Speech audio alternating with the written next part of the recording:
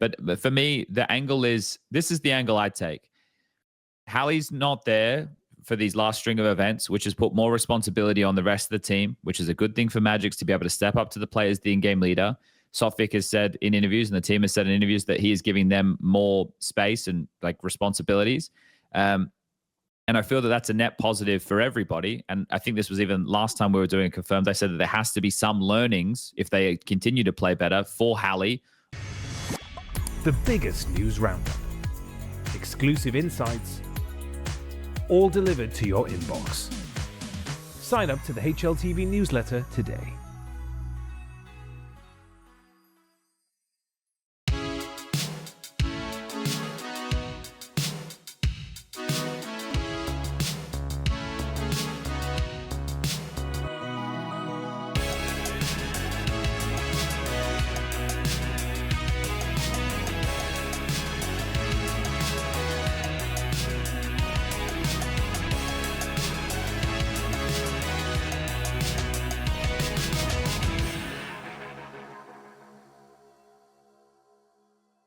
Hello, gentlemen, boys and girls, Counter-Strike fans across the globe. Welcome back to another episode of HLTV Confirmed, brought to you by our lovely partner, which is partner and sponsor combined. You didn't know that until you needed to. It's Steak, and we're streamed exclusively to you on Kick, but you can catch it on YouTube. Remember, gamble responsibly. Okay, I'm a little bit all over the place, everybody. I had a up and down travel day. I was going to start today's episode by chanting Cantona, and then I thought that our audience might be a little bit young to know the great footballer Cantona. And with Striker's face, Striker, you clearly don't know him either. I have no idea. That's fine. It's okay. He's pretty cool. He kicked the guy in the stands once. Sometimes that's what you got to do, Prof.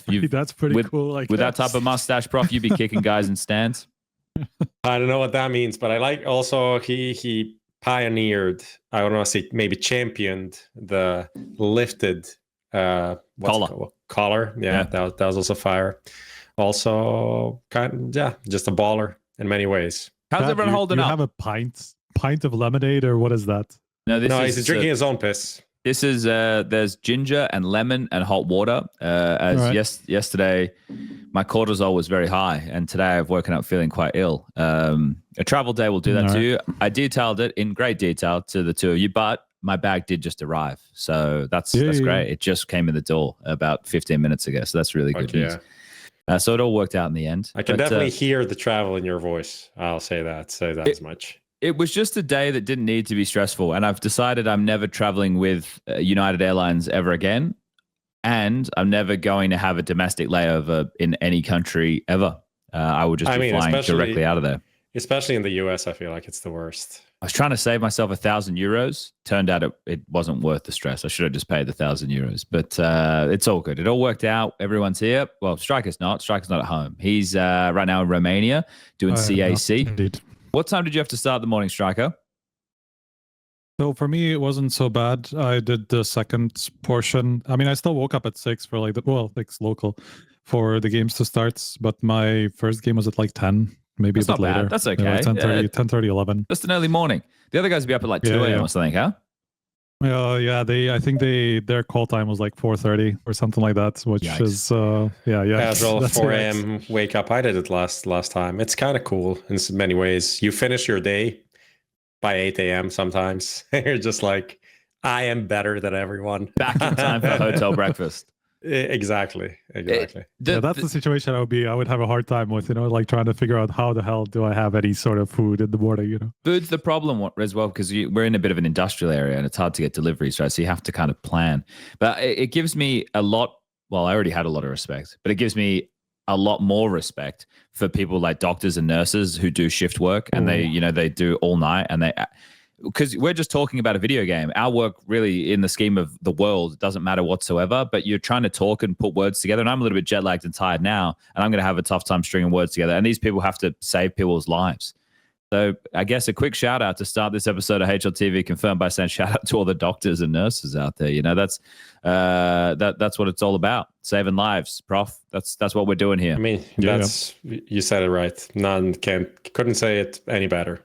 Okay, let's get into the Counter-Strike today. There's been a bit happening. We had 3 tournaments all conclude at the same time, obviously of different statures. We had Astana, we had Atlanta, and then we had an event in Shanghai, which was Hero League. Is that hopefully that's what it's called? I couldn't remember what you were talking about, but yeah, that's the event where FlyQuest crashed out like a bunch of fucking noobs. Yeah, but Thunder Down Under did all right, and that's the main thing. They did all right, so at least we have some champions. Hope. Yeah, look, I'm gonna jump ship. I already have. I'm already on the Thunder Down Under train. No, the FlyQuest boys are pracking at least, so that's good. I'm pretty sure they're all even in the same location. So starting yesterday, or I don't know. I just saw them in TeamSpeak, so I don't know if they weren't there yesterday. I got online last night and played a couple of caches while completely destroyed. That was a bad idea. But yeah, sorry. The map. I played a couple of comps on cache. So I apologize to my teammates. Probably wasn't in the best form. Okay. Anyway, if the scatterbrain isn't already making itself realized for the people at home, let's get into it. Okay. Let's kick things off. We're going to kick it off with the top comment like we do every week. If you're making comments in the YouTubes, maybe, just maybe, your comment can be the best, and then you can win yourself a Vitality jersey thanks to Stake. So, Prof, what do we got this week? Well, obviously, starting with a few Spotify comments. I wrote 15, but I think there was more comments this week than 15. Okay. Top comment on Spotify. Counting episodes that you forgot to talk about Oscar's retirement. Already at 3 episodes. Striker, defend yourself or don't. No, I don't know if you can just accept responsibility. And I just need to side note this before Striker cops the bullet here. Just to be clear, let me be clear that the episode where Oscar did retire, it was like that day that the news came out, or it was the day before. And I think I was traveling home for an event. Funny that. And I think I put it in the list of things, but I put it in late. Like I had already given you the list of topics that we're going to talk about, but I didn't add the Oscar one. And in that day, we also had a shitload of other news that was there. Like it was just a really big news day for us to talk about. And I didn't want to just give Falcons, karrigan episode, exactly. I presume, yeah. And I did want to give Striker his whole 3 minutes to talk about this. So I messed up. So Striker, I apologize to you. You don't have to take the bullet for this one, but right now is the perfect time to tell the world how you feel about Oscar. Let's just say it was a long time coming. It was he was kind of. This wasn't what I was expecting. I was expecting more sunshine and rainbows. Look, I celebrate Oscar's career as any proud Czech would, because he's the best that's ever come out of the country. But at the same time, watching him the last couple of years just like move from team to team after the Sinners stint ended, not really finding any home for more than a couple of months. Some of these projects that he was part of, let's say, not the most prestigious or lived long, so I felt like it was just time at some point, because he was never going to come back to tier 1 or probably anywhere near tier 2 at this point at 30, whatever he is, 34. I think he's a year older than me. So yeah, just something that needed to happen realistically. Wow, this is not what I was expecting. One time, still one of my goats, one of my favorite lineups of all time. The MOUZ lineup from 2018, just iconic. The amount very of fun. Amount of sauce that team had, high. Your name is Ryan commented, love the podcast as always, from a blind and deaf podcast enjoyer. Explains everything. Yep. Explains everything. And Colin, I really appreciate Prof telling me I cannot win a MOUZ jersey, which means it's safe to leave a comment. This podcast is a great listen. Appreciate y'all. So shout out to the guys on Spotify. Keep it coming. There's a few other ones, but I didn't want to include too many. From last week, his comment on YouTube is mostly about the Vitality comeback against NAVI. This week they obviously didn't come back against NAVI, but last week they did. Vitality have reached a point where even as I was watching NAVI go up 11, never once did I feel comfortable with their lead. They're the Michael Myers of CS. Astralis versus Vitality cannot be a debate anymore. I'm not sure where the Michael Myers comparison comes from, but horror fans, enjoyers come here, I guess. And Let This Man 306. I think it's that he can't die. Is that it? I guess so. Yeah. It would have been. Yeah. I'm making a wild leap here, but could that's also what I'm just assuming. Be not being comfortable because a guy with a knife is coming to stab you. Yeah. It's kind of thing for masks. I don't know. Not a great situation to be in if you have a guy like that around at all times.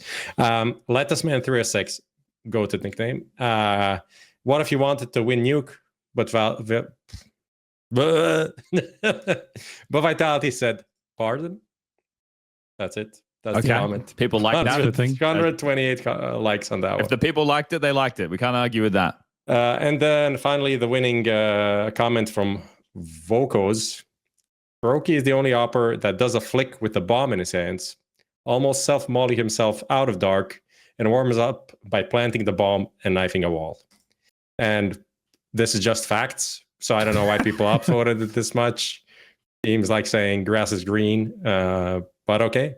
Congrats to this guy, and he can reach out for a jersey that will be delivered at some point. All right, hopefully Vocus. sooner than later. Fantasy and HLTV.org. Send an email through. We'll get you that jersey thanks to Stake. Okay, that's the top comment.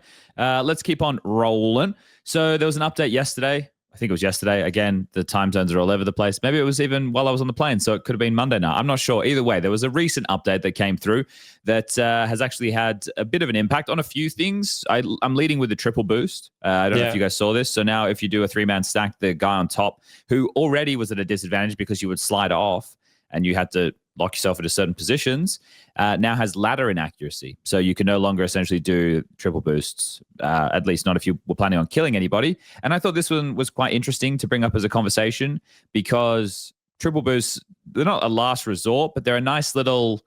Very niche. Yeah, nice little weapon to bring out. Maybe if you saved an AWP or if you need a cheeky boost to get an opening kill. I imagine it was the magic overpass boost that prompted this, which is a little bit...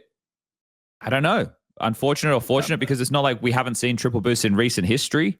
We see but them also like that, like variations of that have existed for years. So I don't know if that was necessarily the reaction. So maybe they just at some point they were like, okay, maybe triple boost should just not be in the game when like breaking certain positions over and over, you know. But that, I suppose that brings the question, right? Because they essentially already nerfed more than 2-man stacks, right? In 1.6, if anybody has been around that long, like some of us, you would know, maybe even just go watch Pubmaster movies, you can see the ridiculousness that people would get up to with, you could stack as many players on top of each other as you wanted. And you could boost through things sometimes. Yes. Yeah, you could boost through hut, right? You could on Mill, you could boost through the ground. On Nuke, like that's the famous fucking the diffuse, one of the movies, the diffuse. So obviously they don't want that type of behavior, but the fact that triple boosting has already felt like it's been nerfed to some degree, only working in niche positions, but still able to provide some unique Counter-Strike, and has obviously played in controversially in the past with the Olaf boost. I guess that was a double degree. Though, no? Like, yeah, it was. Yes. So no, it hasn't played in the same way. I take that back. But it's come up in conversation where we've seen it. One of the more recent ones would be Anubis, right, through the window over towards the T stairs, right, that we saw over the A site. The fact that this has been, the fact that this has been taken away. What do you guys think about this? I'll start with you, Prof. Do you think this is a good thing, a bad thing? What's your thought on this? Because we only look at it from the competitive lens, and Valve seem to have just taken away another weapon. Yeah, I mean, from that point of view, it's kind of a negative to like lower the amount of things that you can do. I don't really have like some strong opinions. I think it's the game is kind of the maps are kind of built around the idea that you can only 2-man boosts, and then like all of the 3-man boosts are based on some like very specific wall geometry that you can like lock yourself into, right? But never really felt like it should have existed anyway. But I don't know. I don't have a strong opinion either way, but I do think it's very funny that it seems to be inspired by this magic the timing makes it feel that way. 4-man boost or whatever, while they just lost that round anyway. Like it wasn't even close. So that boost is kind of useless. I mean, it looked cool for 1 kill. And the fact that they had smoke and molly lineups from the boost is actually insane and very respectable for the young team. But it's I don't think it needed fixing, but I think from their point of view, it's just like, I'm fucking tired of these random ass positions where people can do stupid shit. So let's just kill it. What do you think, Striker? Do you think they should have got rid of it? Do you have a take on this? I mean, look, almost every one of those boosts you can see. Obviously, the only reason people would see it is because it's powerful to some degree, right? It's like it's useful. Like one of those would be, I mean, the other one. So that's a triple as well. If you do overpass above T-spawn. water, right? Like that's the one. Not T-spawn. I mean that as well. Yes.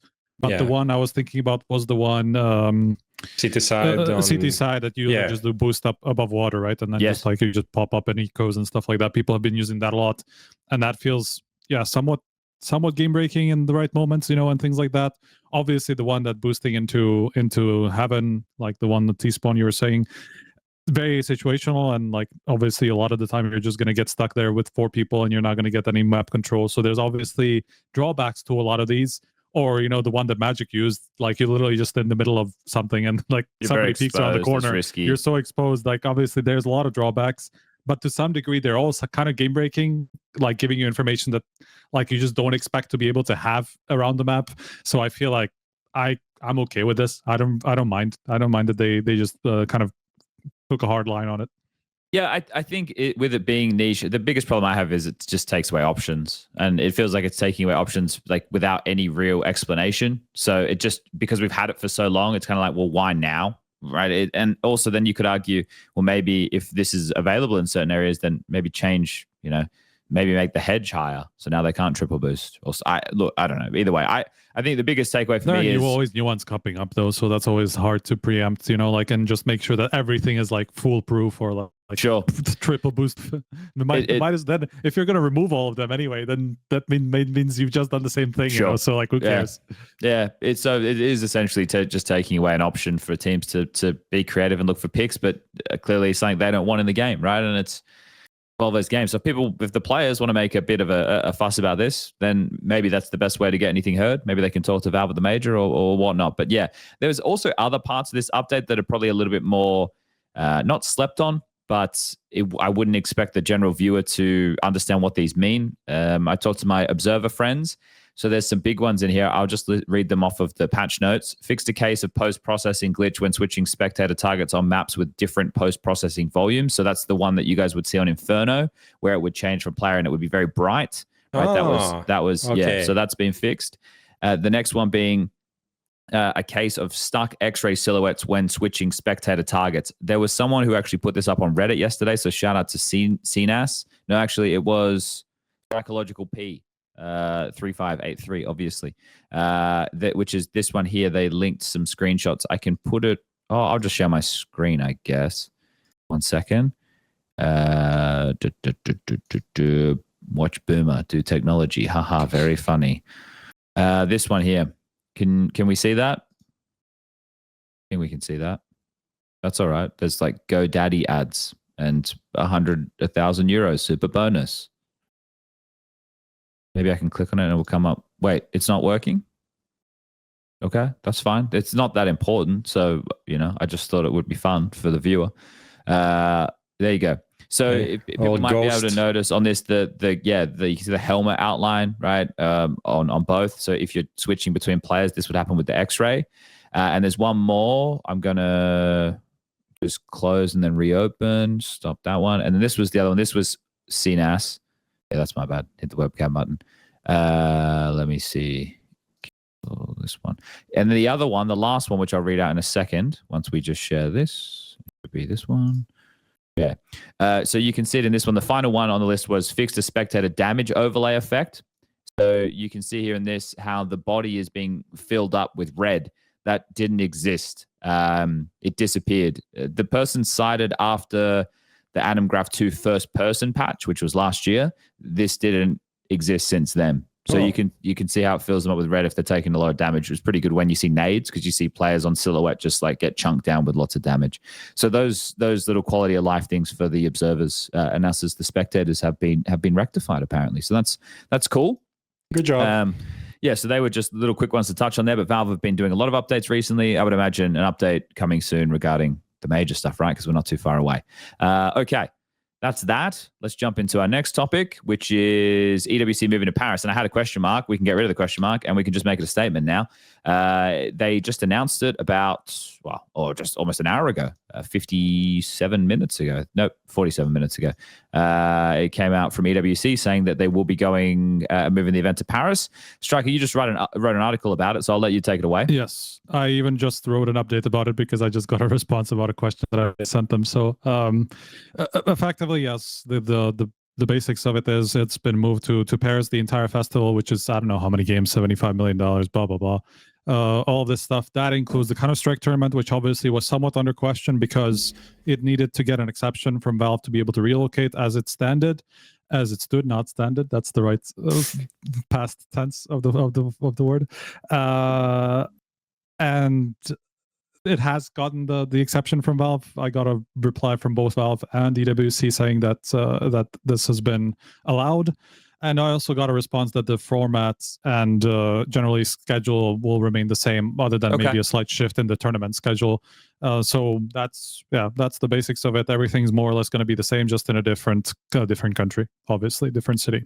I think this is generally a net positive for Counter-Strike, maybe not for the PIF, but I think it's a net positive for Counter-Strike having it in Europe.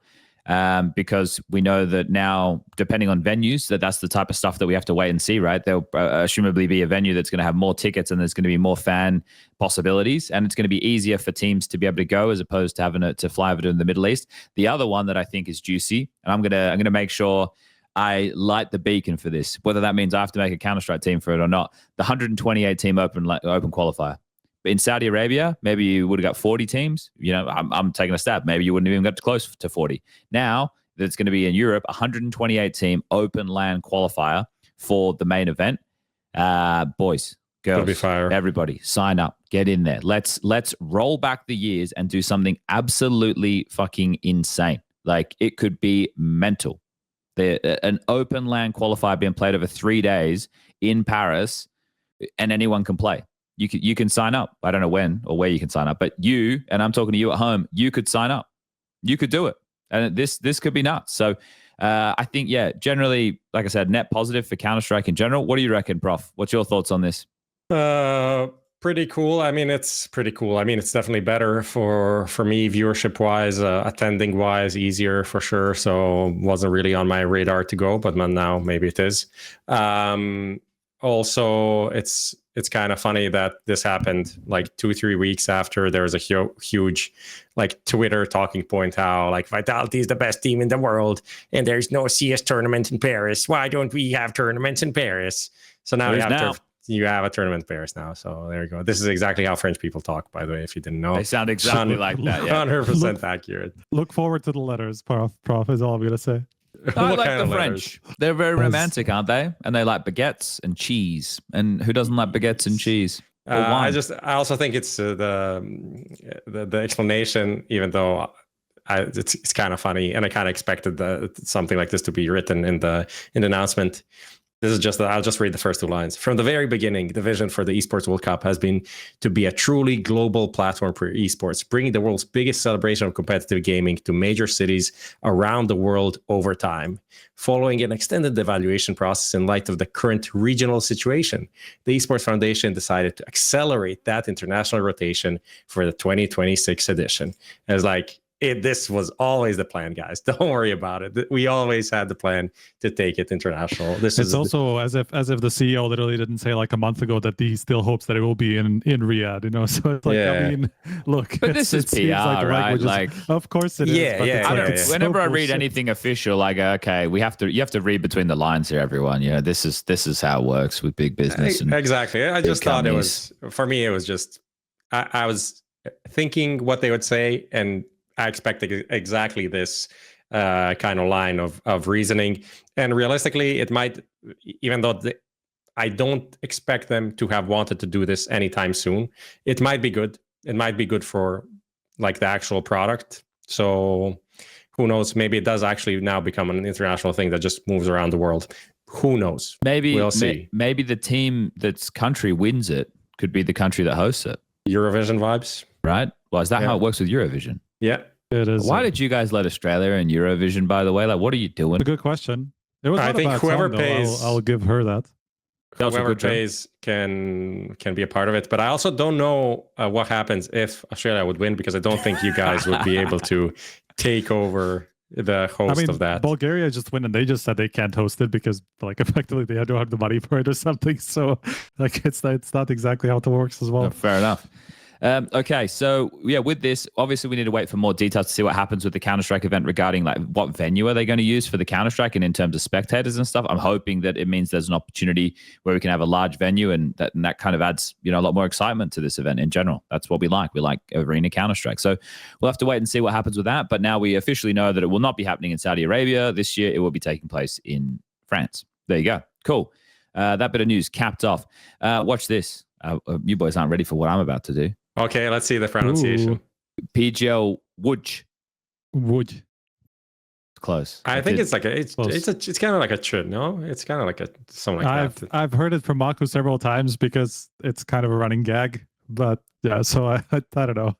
I don't want to be. I'll call it PGL Lodz, and you can kill me because if I say it how it's actually being said, no one will know what the fuck I'm talking about. Well, we need to explain it for the viewers, right? So PGL going to host an event in Poland in a city that is spelt, well, it's with the weird accents and umlauts and that shit on the letters, but it is Lodz, which is apparently pronounced Łódź or something along those lines. I'm doing my best. So I think it's as good as it's gonna get. All good. I did. We have when we're doing ESL events, there's Imba who are Polish, and then I'm gonna call her talent manager, but she does more than that now. She's Polish, so I was asking her for pronunciation. So I was like, it doesn't make sense. It doesn't compute. My eyes and my ears are having to do two different things to see what's going on there. But either way. PGL have announced this for 2027. And the reason that I bring this up in conversation is 2 points. One, I was curious to see where PGL were going to be hosting their events. And I don't mean in terms of cities. I mean in terms of, was it going to be arena venues or was it going to be, you know, studio stuff? Yeah. Obviously, a few of their events this year are the PGL Bucharest event, which is in their home base in Bucharest, which is where Striker is now. And I was curious to see what type of countries they were going to expand to or cities they were going to expand to. Now, the other part of this is there was a little bit of... I want to say skepticism. I was going to say negativity. That's a little bit harsh, but skepticism around the city. I saw some people talking about the fact that this is not the easiest place to necessarily get to. I think they're saying that you could like an hour train from the closest or hour bus or whatever from the closest airport, which that's when I heard that, I was like, oh, that's pretty reasonable. But it's more that there isn't a lot going on in this location and the timing being Easter. And apparently from the stuff I was reading, apparently the Poles are very heavily religious and that could impact people going to see the event. But otherwise, I don't really know. That's just shit I was reading. That was a bit more of a community sentiment that I'm regurgitating. So you guys are more well-versed in Europe than me. So what do you guys think? I mean, I haven't spoken to the Polish people, like how seriously they would take this, but like we've seen events in like North America taking place during something like the Thanksgiving or something, which is obviously a big thing there, and people still fill out the arenas, you know, and like, so we haven't necessarily seen that be too much of a problem. Other cases where something like that happened before, I don't know. I'm not big on Poland specifically, but like Easter is kind of a big thing in Czech Republic as well, even though it's not necessarily because of religion as much as tradition and things like that. But people would still, like if it's for like an evening, people would still take the time to go to see a concert or feels like a good time of people or whatever like that. Exactly, like everybody's free anyway, you know. So like you do your tradition stuff like during the day, and then for the evening you just go and watch something. Like, I feel like people will find their time. I don't know. I don't know exactly how it is in Poland, but Poland is more Christian than Croatia is, like more into it slightly, but we are pretty much like this. And it's like Easter weekend is almost like blocked off for family stuff a lot of the times. It's like Sunday morning you do stuff, Sunday afternoon you do stuff. It's not really, maybe you need to travel somewhere else to see your family, so it's not in the place. So it's kind of like Christmas pretty much. It's like Christmas weekend. Not that big for you guys. Yeah, I mean, in Christianity, the religion, Easter is like the biggest like Jesus came back from the dead or whatever, right? Like it's like a big moment. It's kind of a big time. To put it in CS terms, it's like James winning the Rio Major. Let's say like that. But no, we commercially celebrate it. We buy lots of Easter eggs and have hot cross buns and shit. But in Australia, like I think that the religious side is a bit how mooted. Important it is. I don't know how big the arena is at all. I don't know if they even posted anything about the arena. Yeah, it is. It's a big arena. It's like 12K or something like that. It's 12, 15K, something like that. And then how many people from Poland will it even be, or will it just be other people? I mean, Warsaw Airport is like an hour and a half away. Warsaw Airport is pretty good, pretty connected. So then on top of that, if you take the train or take a bus or whatever, I don't think it's horrible. But yeah, I mean, I don't think it's not ideal. I think it would be better if it wasn't on Easter weekend than if it was. I think that's my conclusion. But it's good we have, a new location to try out, see how it goes. And obviously this event, not obviously, but in general, this event overlaps with PGL Singapore, which is kind of a start of the clashing. Actually, not the start. It's actually the first event also overlaps, which is going to be Bucharest versus Bounty at the start of the year, PGL versus Blast. Yeah. What did I say? That's what he said. I said PGL Singapore. No, sorry.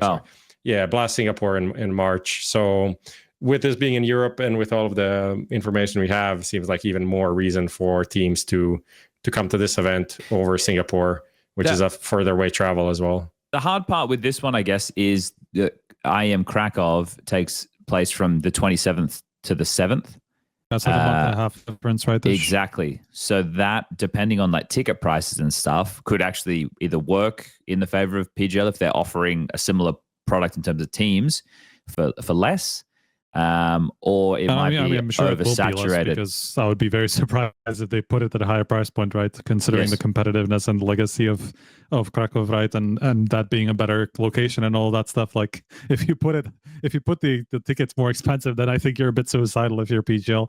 But obviously, like this is obviously an angle to consider, right? Like that was I'm sure very strategic out of PGL, let's say, to put it even this close to the other event, right? Because realistically, that it is risky if you're PGL to do this, because like obviously if there's a preceding event that has more legacy, more history, that people are probably going to more flock to because they've always filled out that arena. Well, not that arena where it's moved to this time. It's obviously been there only this year, but for a long time, the legacy of that tournament is that it fills out every time. And that's despite, increasing prices and all that stuff. So I feel like it is a gamble, to be honest, from PGL to do this. We'll have to see what happens. But that's the latest. They announced that during Astana. Now, this is a nice little bridging point, I guess, to give you guys and the viewer what we're going to go into next, right? So this episode, because there was 3 tournaments going on at once, I have a temp check that we're going to get to, which essentially has all of the teams from Astana and Atlanta. Now, we don't have to talk about all of them, but it's just there so we can use that as the vessel to have the conversation, because there's a lot to cover. And there's probably some stuff that you guys didn't see in Atlanta, or some stuff that I didn't see in Astana. And there's also stuff going on in Asia. So we're going to have to kind of cover this a bit independently from one another.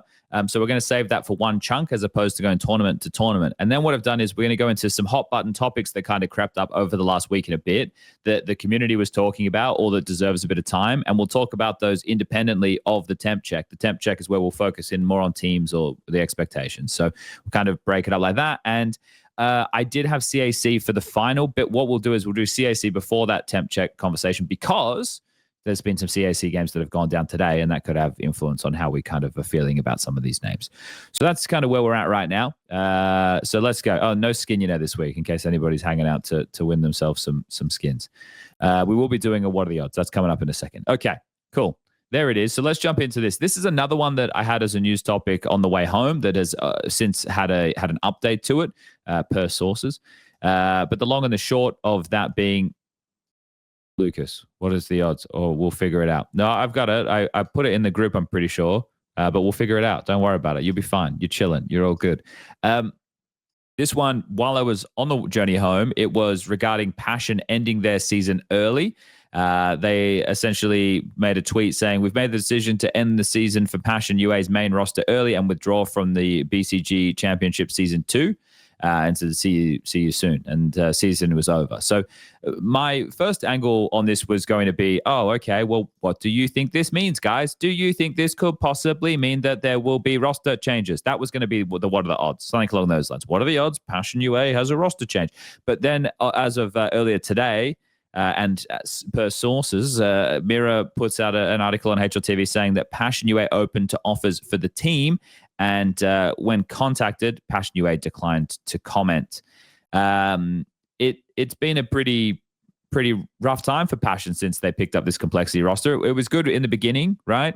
Where they had Kvem there, but then this year they made some changes. They got rid of Hauser. They brought in Try, the whole Senzu debacle. Now they have SDY as a stand-in. It's a bit of a mess over there, so none of this really comes as a surprise.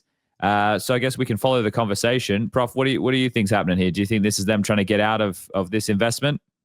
I mean, it seems like, I mean, you can imagine that this was a big hit to the budget of this team that did not qualify for the major. And I've been trying to put in money to get some maybe better players and try and Senzu, even if it's on loan, right? Maybe the salary would have been higher than some of the players they had before and what these players were expecting. So I don't know. It feels like they have good pieces. For me, it's kind of shocking how this team in 6 months went from being like a stable team, like top 20 in the world, going to all of the big tournaments, going to majors, and then just completely tanked. And this is even like, yeah, obviously Elige was there for a while before, and he was kind of propping the team up individually. But after he left, I don't think it changed that. I mean, it changed as in they were not making finals of IM Sydney or something, but they're still a competitive team after that. So I don't know where it exactly went completely wrong with this lineup. And I definitely think that there is some potential, but what is actually the worth of this team if you don't have any invite slots and the core is... And no sticker money. No sticker money. And I mean, you have a good upper and you have a good IGL, I feel like. And then outside of... Everything else is just okay. That's fair. And then there's something to build on, but it's pretty rough out there right now for them. How does this sound, Striker? You can pick up the conversation wherever you want to go, but I'm just going to throw this on you. Yeah, I Try and JT to Liquid. Yeah, I mean that sort of an angle could definitely work. I think those two pieces will not have a problem finding a new team because I think JT is pretty rated even amongst his peers and like what he brings to the team. Even when I was talking to other people, like some players, some of the people around the scene, they feel like they're rating JT pretty highly as an IGL, and so like it could be that he just gets whatever the next opportunity will be at the break, for a team to change IGLs. Could be him, right? And then Try, I think, has been one of the oppers that, like, one of the few oppers that have been stable in performances, and that's kind of kept that way throughout his time at Passion. So I think those two pieces will not have a problem finding a new team, as long as it's not going to be like some ridiculous buyouts or anything like that. The rest of it, well, I mean, it's basically Kvem and Nix because SDY is not even actually signed to this team; it's just on loan that he joined from Ants, right? So I don't know if those two will have like obvious places to go or like an easy time to switch, because I think Nix is just at best a role player, right, and not necessarily a well-performing one, so it's going to be tough, I think. It is weird to go from the start of this year where, again, we're not super high on Passion. They didn't have the best major, to be frank, but they get rid of Hauser, they bring in Traeger, okay, that makes sense, but then Grim wants out, and then the Grim's gone, and then it's like, okay. And then the whole Senzu situation, I think, left them a bit high and dry. But that was also a weird choice in the first place. It felt like they were just throwing shit at the wall and seeing what was going to stick. The team kind of just lost its way a little bit, and now, it's just a mess over there. So honestly, you can actually just point at that and be like, that's probably, as much as he was good individually, I think they objectively became significantly worse as a team. Everyone else started sucking a lot more, and that is not that surprising if you have a player that barely speaks English in your lineup. He couldn't attend all the events with them as well, right? There were some issues with that early. They couldn't get practice going. So the whole season was essentially hamstrung by this happening in the middle of it, and then missing out on the major from an organizational standpoint, especially one that's the size of PassionUA, right? These aren't like a household name. I'm not saying that they're brokies or anything like that, but I'm saying that they're not bankrolled in the same way. So if you're not getting the major money to be able to fund it, then you're probably going to be a bit of strife. So what I did want to do for this week's What Are the Odds we think PassionUA is going to make a roster change, but we might have to pivot that. Do we want to use it on something else? We'll find a topic later. We don't have to use it here. We can find something, I'm sure, yeah. Okay, all right. So we won't use it now. We'll save it for a little bit later. I mean, we know, look, that would be 100%, so that doesn't make any sense. They don't even have a roster. I mean, a full roster. So, well, yeah, that's fair. Okay, so that one kind of the news changed, and it meant that we're in a different spot. Okay, another one that I saw a bit of conversation on regarding the multiple events at the same times. I saw some people were loving it, some people hating it. There was essentially 3 events going on, 2 of worth. We've highlighted it here many a times. Astana obviously had the field. There was no doubt about that, right? And they had the bigger venue. And then Atlanta was running in conjunction, but fortunately did have your Vitalities and your Navis of the world that kept the interest there to see what was going on with those names. What was your take, Striker, of having these events running simultaneously? Did you think it was good? It was bad? Right, and you can do it from a viewer perspective, from an overall holistic perspective. Just what are your thoughts? Look, I think I welcome it. Just generally, you know, the whole idea that every event should be all the top teams has always been kind of ridiculous to me. Just because, and then what's the point? You know, like why do we have to watch the exact same kind of strike over and over? You know, like all of the same teams. So like, and that obviously placing 2 events simultaneously means that they will be forced to split between the 2, right? And that's exactly what happened, and that's kind of cool to see. For a couple of reasons. One of them would be that it obviously gives some of the lower ranked teams a chance to go a bit further, get some stage experience, you know, and like get themselves in front of fans and things like that. Obviously, you know, had it not been for that competition, would Gamer Legion have even made the playoffs? You know, would they have made the as far as the final, right? Which is like their best results in my memory that I can remember from like probably Paris, to be honest. Mm-hmm. So like from that aspect, is just great for any of the teams that can actually capitalize on that opportunity, and for, you know, fans to get a little bit like a taste of somebody else, you know, that they haven't necessarily seen on the stage. Because I think that, like, look at how Hypex was kind of behaving in front of the crowd, you know. I think they actually embraced him in a lot of ways, which I would never have expected for a player like him, who I don't think anybody rated particularly highly before this event in the first place. And then suddenly, you know, he's doing this crazy shit on stage, like clutching left and right, and people are loving it, right? And like that would probably never have happened if it was like a proper full all team IEM that we see generally from the other ones, right? And the same thing on the other side, right? Like Donk and Spirit go back to winning ways. Would that have happened if Vitality was at the event, if it was like a proper tournament, or Navi even in that fashion, right? So I just think it's good that we have some variety in terms of what the competition is and how many different teams get an opportunity to show what they really have. Because yeah, sometimes the kind of the openness of the circuit is a little bit limited by, you know, let's say the 12 of the teams are always the same, you know, and then you have kind of a limited opportunity if you're anything below that to showcase what you really have, and you really have to take your opportunities. So yeah, all in all, I never have a problem with this. There's a different angle to this, which is like the kind of the time zone thing and all that stuff. Like we obviously had like 2 days where the Counter-Strike was almost like 48 hours in a row or something like that. There was like a 2-hour break between like the days ending at Astana and beginning at Atlanta.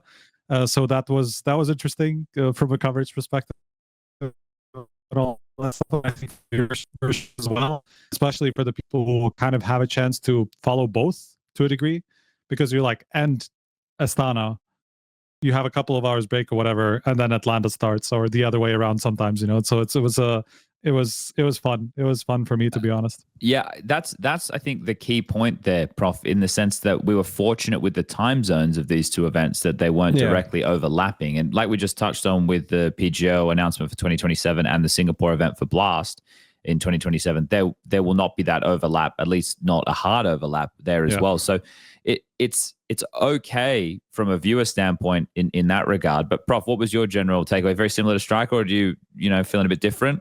I mean, I don't know. I was in Astana, right? I was doing that, and I didn't really care too much about what was going on in Atlanta. I was like kind of following the results and following, of course, the big game, BC game against Vitality, of course. Of course. Everyone had to have an opinion on that one. Same old, isn't it? But other than that, just, you know, tournaments happening at different times, and that's fine. Tried to follow a bit of the Vitality Navi game, but it went super late, so I didn't follow it until the end. So I didn't watch it. Don't know really what happened, how it happened, but apparently Wonderful is the truth. He's even better than Simple because he managed to beat Vitality. Yeah. Who would have expected that? I'm kind of shocked. Yeah. All in all, cool, but also kind of don't care. I think the biggest thing is that sucked for Atlanta how the bracket worked out, because that was like honestly cursed as fuck. Like the odds of you getting that kind of a bracket with the two best teams playing in the quarterfinal, and then everyone else, like all of the teams that have a fan base, the FaZe, Liquid, etc., none of them making the playoffs, and it's just a bunch of guys that play Counter-Strike pretty much for half of the games. I think that's what hurts the tournament more than the fact that there is any overlap, because people will watch the teams. If there's good teams, people watch the good teams. And obviously, if there's 6 matches of good teams in the same day, it's probably going to fall off a bit. But generally speaking, it's not. What is the difference between this and having one tournament with 2 streams, which we have all the time?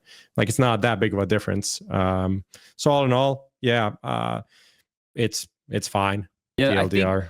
The main angle that I like is the one that Striker brought up regarding the VRS and it giving more teams more opportunities, right? As opposed to it just being the same, like 12 teams locked, or the same, because I was just having a look. So Astana, for example, they had VRS invites went all the way down to 12, and then they had 4 open qualifier teams. And then Atlanta it was a weird mix, right? So there was global, but they also had a North American VRS spot and a South American VRS spot. So it was a bit more broken up. And then they had a bunch of qualifier spots as well. So theirs was a bit more of a mixed bag. But it is nicer, and it would matter more if we were in the run-if to the cutoff for the current cycle. I know we're in the next cycle right now, and that's going to have implications on the invites. I did take I think I put the link here. Yeah. Jesper Udnud, he put this out. I'll link it here in TeamSpeak, Lucas. You can whack it up if you want to know. I'll just read it. But he said at least 2 of these 8 teams will not play at all. Will not play all the most important Tier 1 events next major season: FURIA, Aurora, FUT, Astralis, G2, PARIVISION, Legacy, and Gamer Legion. The newcomers to the race, Gamer Legion and Legacy, have the upper hand. Right. This is because essentially some of these teams not deciding to play CAC was the point of this, right? So that puts their fate for qualification, which is invitation to events early next season, based off of their major performance. And he has a nice little graphic there in a follow-up tweet, and people I would say, hey, go there and you can take a look at this yourself. But I thought this was quite interesting. I just wanted to kind of to contextualize this, because he then adds at the end, if any of these teams have decided to play XCC Pro League, there would be guaranteed way to secure the August invites at least. I will say, without revealing anything, because this is kind of coming from the organizers, there's definitely a pretty competitive team list at the tournament, which is, I don't know, people probably don't even realize that this event has been announced, or this event is happening. China one, isn't it? This is a tournament that's taking place from June 29th, so literally middle of the break of what we would have considered the break, to July 12th, so like a 2-week long event during the break, and it's gonna have a competitive team list. Let's just say that. So it's gonna be there. A lot to tell us, Striker. Again, I don't want to really reveal stuff, because I just got all this like directly from the organizers, who were asking us if we would want to attend the event. This and thing all that stuff. So I don't want to say that, but it's what? Sorry. This is the one in Guangzhou, June 29th to July 12th. That's the one. $1 million.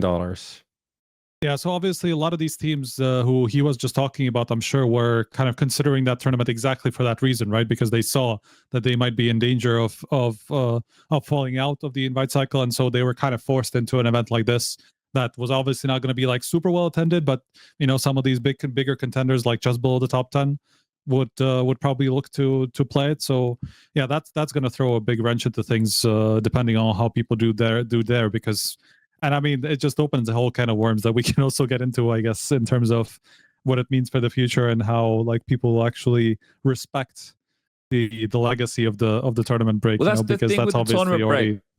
We were saying it was going to get eroded, Striker. We were already saying that it would have been an episode last year, or maybe even before that, because we were definitely talking about the implications of VRS and how it's all going to, and now this is where, if you're a top dog and you can manage your calendar well, you don't have to do these things. You can iron out yourself a break. But if you're some of these teams who are in a tough spot, then that break is going to be eroded based off your performance. That's just the way it's going to go. Quick question. Okay, you don't need to say the names, but how high do we expect teams to be on the ranking.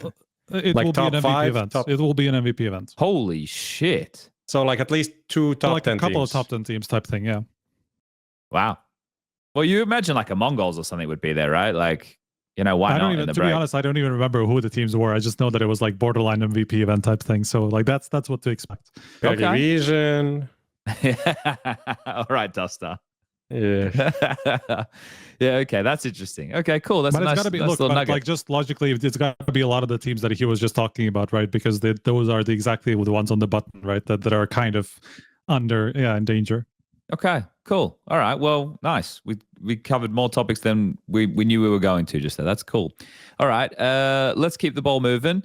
Let's jump into the Spirit victory. So what's this now? Donk has overtaken like Nico and Get Right and everybody with MVPs. He's now got 11. He's in the top 4. So ahead of him would be Zywu, Simple, Device, and then Donk.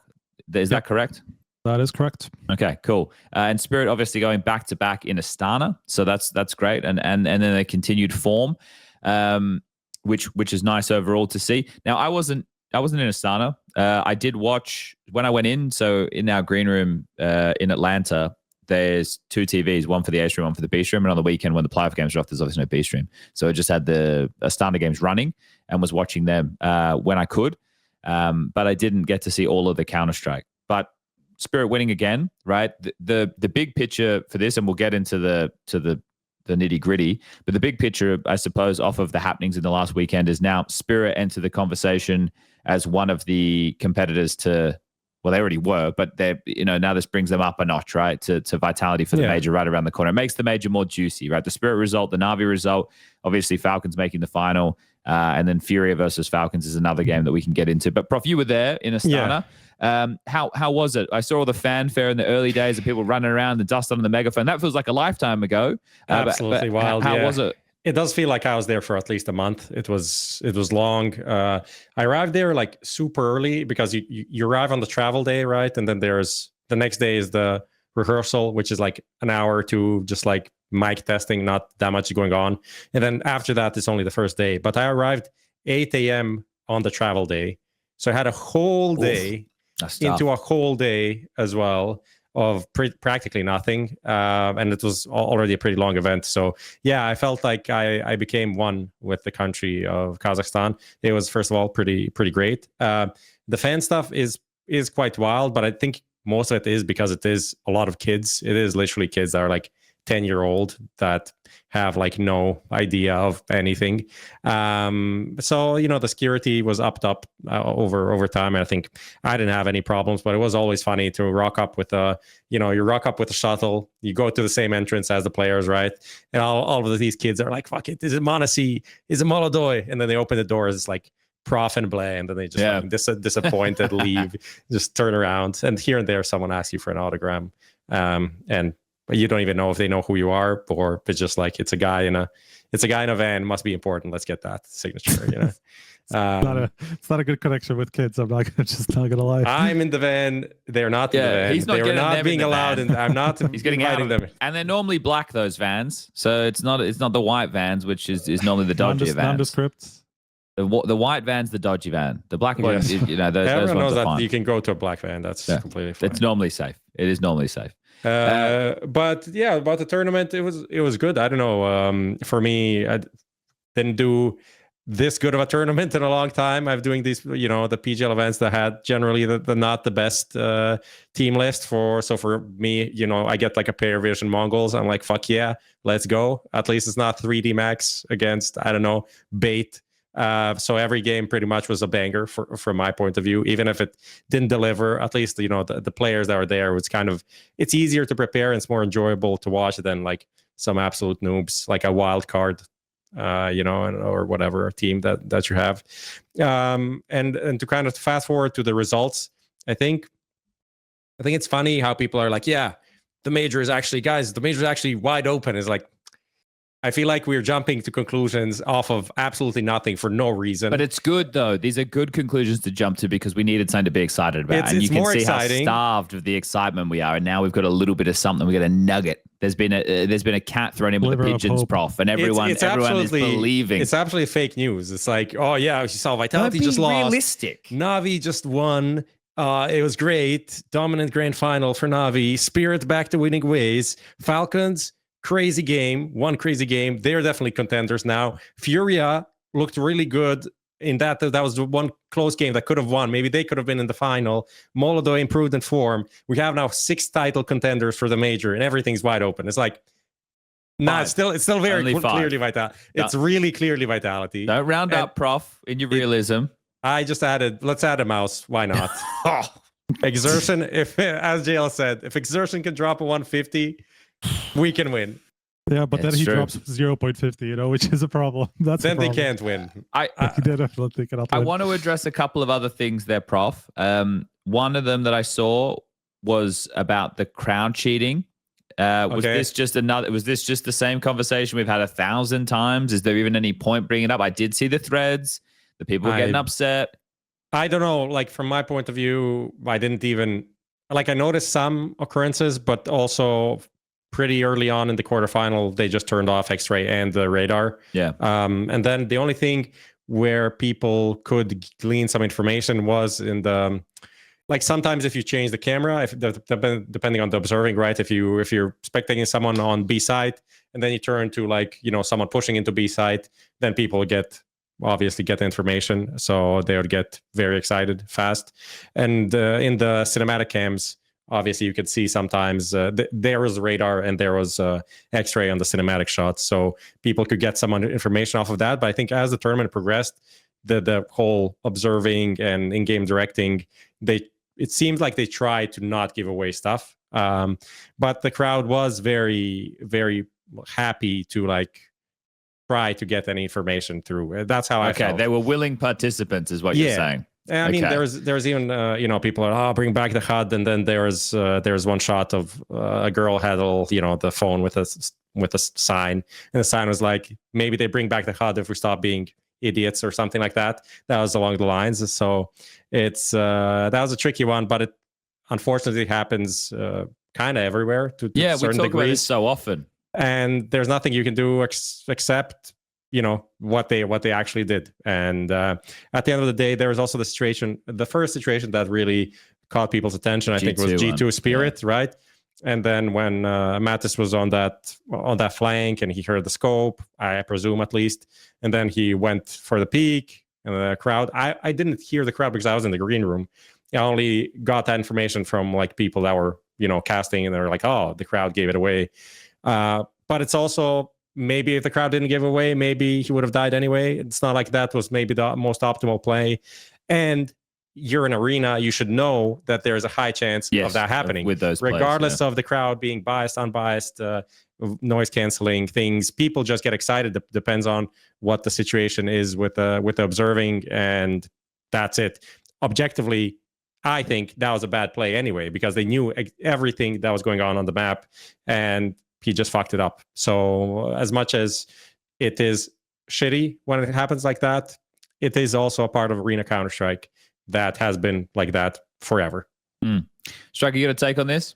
Or not really? More of the same? Not really. That's fine. It's all the same stuff. I got some stuff here. So I agree with most of what you said there, Prof. I just want to add a few things. I think that the combating this is like a lot of different elements. So one of them being the observers being mindful of it and removing radar and X-ray and all that type of stuff, which sure does sully the experience for the viewers in the arena, but that's the way it's going to go, especially if you're a willing participant. The second being some form of like PSA. I think ESL have done something in the past, but you can get like some visuals, or you can even get the players to have pre-recorded videos saying, hey guys, we want a fair game, so let's try and keep it that way. Just, giving etiquette to the crowd on the expectation, which they either will or won't follow. Then the others is what could be done with the setups. And a lot of people always come back to the booth conversations. I'm not getting into that. We've spoken about it a million times. People can go and watch one of a million episodes. Obviously, I'm being hyperbolic here, but we've spoken about this in the past. There is one thing that did kind of pique my interest, though, everyone now, and I think I read this recently, or someone told me, but every one of the big TOs now uses the Ace Zone headsets, and I've worn them a couple times for show matches, but never in a full match setting, so I don't know how they actually play out. But one thing that I thought was interesting, I went and did a little bit of investigating and asked a couple of people who would be in the know with this stuff, and I said, why is this the case? Because in the past, at certain events, like especially ESL events, they would use the Bose helicopter headsets, which were like thousands of dollars per headset. Like they were they were crazy. And I was just curious, and they were telling me that it's because the teams want consistency of a product that they're using, right? So now across all the tiers, they're all using the Ace Zone, which is all good and well, I suppose, because you have that consistency. But from what I understand, the comfort level of those headphones is not great for long periods of time. And the other is they have passive noise canceling, I think, or is it active noise canceling? Active noise canceling. Okay, it's the passive on the other side. Whereas like the Bose ones are apparently more comfortable and do a better job at being noise canceling. But the teams want consistency. It's like I would want the best possible product if it was me, but that's just what I was told. Because I was interested. I just wanted to know because I saw everyone using Ace Zones now. But that part of it is something that's interesting. So if the team's like, oh, we want to use a worse product, then a little bit in my mind falls on them. It's like, well, then don't complain. If you all want to use Ace Zones and you don't want to use the Bose or whatever, that's a little bit on you. At some point, though, there's a TO. You also want to be like, yeah, but we kind of do want to eliminate as much as possible, So it's just like fuck the teams effectively. Sure. Yeah. Well, but this is the thing. They have all the power in the modern day, though, right? They can either choose to come to your event or not, and they can leverage you. So there's that there. I mean, it is a ridiculous thing, like to suggest that, like, okay, TOs are like, yeah, this crowd cheating thing is a problem. Like, it would be nice if we could block off more of the noise, and teams will be like, no, it's actually we just want the same thing as at the other tournament, please. Yeah. Like, okay. Yeah, that's a bit frustrating. If that's a bargaining chip, then fucking hell. Yeah.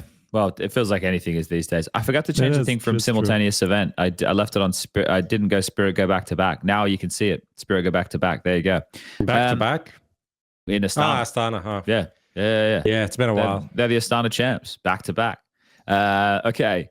Next one we could jump into, and then we'll get into the temp check for all the teams. We'll go to an ad break before that, actually. But let's jump into this just quickly. So NAVI winning in Atlanta.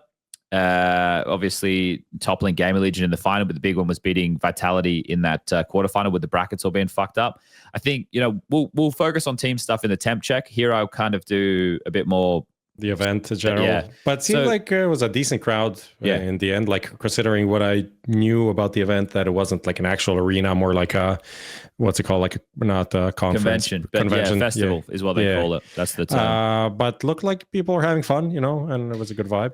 This is the one thing I will say about the Americas audience, and it's probably very similar to the Australia's audience. They go being willing participants to have a good time. Right. Yeah. Like they're there to, have beers and hoot and holler and chat with their mates and everything. There's some events that we go to in the past that, the crowd is there to wait and see, are we going to have a good time, as opposed to being one of the elements of having a good time. I think that's an understated key to a lot of this. Like if you're going to these events, good way to put it. I like that. But sometimes, like we've been in certain, and I know that some of these areas have been based off of the teams in the playoffs. Like if you're in certain parts of Europe, let's say we're in Poland and there's 2 Russian teams playing, the crowd is not going to be having a good time. They're not there for that.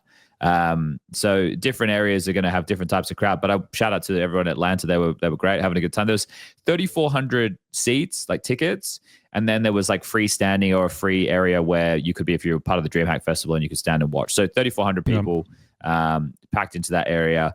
And yeah, it was, every time I go to the States, I am a little bit worried just because you see stuff on the news and everything about people going in and whatnot. But every time you're in the States, like, oh yeah, this is the US, baby. This is bigger and better and Chipotle and all that shit. Yeah, I don't know if you guys have noticed, but I feel like there's been an increase of like criticism towards like hosting events in NA, which I never really understood, because I feel like maybe it was just because Rivals wasn't that great in terms of the audience, right? And that was kind of where the criticism people are came citing from. scalping of tickets for that, but yeah, it's interesting. But like in response to that, it was just like people had the classic like no memory at all of like what NA events generally tend to be like. Sure. What the average NA event is like, because that's actually a really good experience pretty consistently, right? And this was more of the exception to that rule. So it's like, that's been kind of crazy to me to see the reception that Rivals got. I understand, like the event wasn't as good as it could have been in terms of like some of the first few days, right? In terms of the audience, but like that doesn't reflect on the fucking country.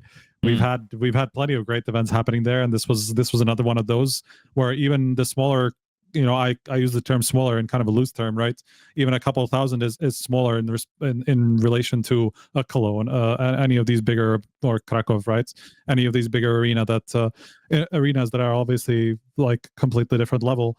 But that's the thing. Like even these smaller crowds have really delivered in the US exactly because of the people, because of how lively they get, how much they enjoy their time, no matter what's happening.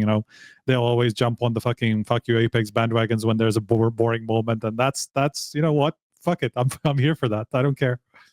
Yeah, someone in chat just pointed out a good point regarding that visas being an issue, but outside of that, that's what we're talking about, the actual event and the people there and stuff. Yeah, team-wise, it is obviously a growing problem. That was the reason why a lot of teams went to Astana, right? Because especially a lot of Russian teams would have probably had a hard time, and then obviously had a much better crowd in Astana. So that was like an extra reason for them to go over there. But yeah, like that's going to be a problem in terms of attendance, team wise, but not necessarily fan wise.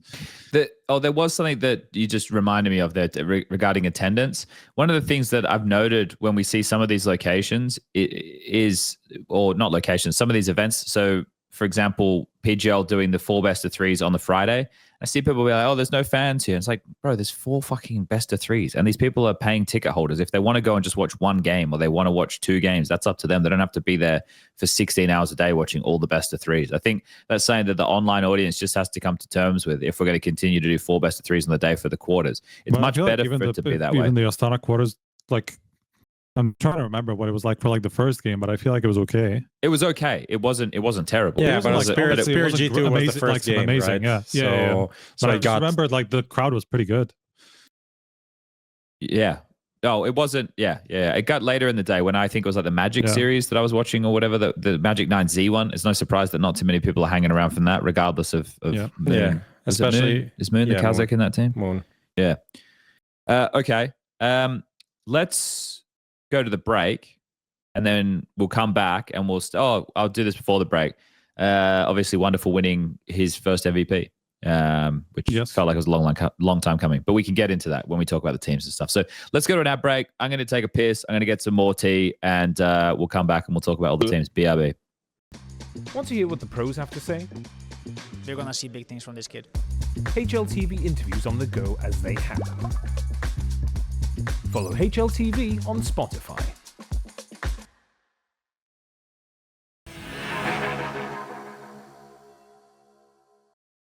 Welcome back. Yeah, we're on, and you can see 2 empty chairs right in front of you over your eyes. Lucas, how are you doing? I'm very good, thank you. You're very good. Very. What good. have you been up to this last week? We've all been traveling. What are you doing? I don't know if I can spoil. I've been working on secret stuff. That's very nice. Secret stuff. Secret stuff. Is this like some new tournament? Is this HLTV? What is this? Who knows? It's secret stuff. Very secret stuff. I can't even tell me the area that you're working on. Can't even tell. Prof is here now. Yeah. We have a friend. It's technical. Let's say it's technical, and it's, I don't know if it will be on HLTV, but it's match related, maybe like core bot, similar kind of in that vein. That's something he's doing. Cool. I don't even know this, but this is interesting. It's more like he's doing it for Dust 2 right now for the. I know. I figured. Just I don't know what it is. But we'll see if it can be used for the big site as well. I'll use this opportunity to say that in 1 hour, a bit less, so at 8 p.m. CEST, we'll be starting the sale of tickets for HLTV Confirmed live in Cologne, which will happen in the SK offices on the 20th of May is when we start selling it. June 17 is the day of the show, I believe 8 p.m. Yes, that's correct. And the tickets are limited, only 60 tickets. So the price is also a bit higher. We want just people that wanna come, and we also want to cover as much as expenses. Obviously, we're still not going to be making money on this, but it's, you know, just to offset the prices of flying out Lucas and paying for the venue and all of these things. So I'm hopefully we taking can have the train. I ain't Okay. Shut gonna... up, Lucas. I'm taking Shut the up, train. Lucas. I'm We're not trying to using all that charge people CO2 money like here. you guys. I'm taking the train. Okay, fucking, what is this grunt from fucking Warcraft on the train? There's no trains anymore.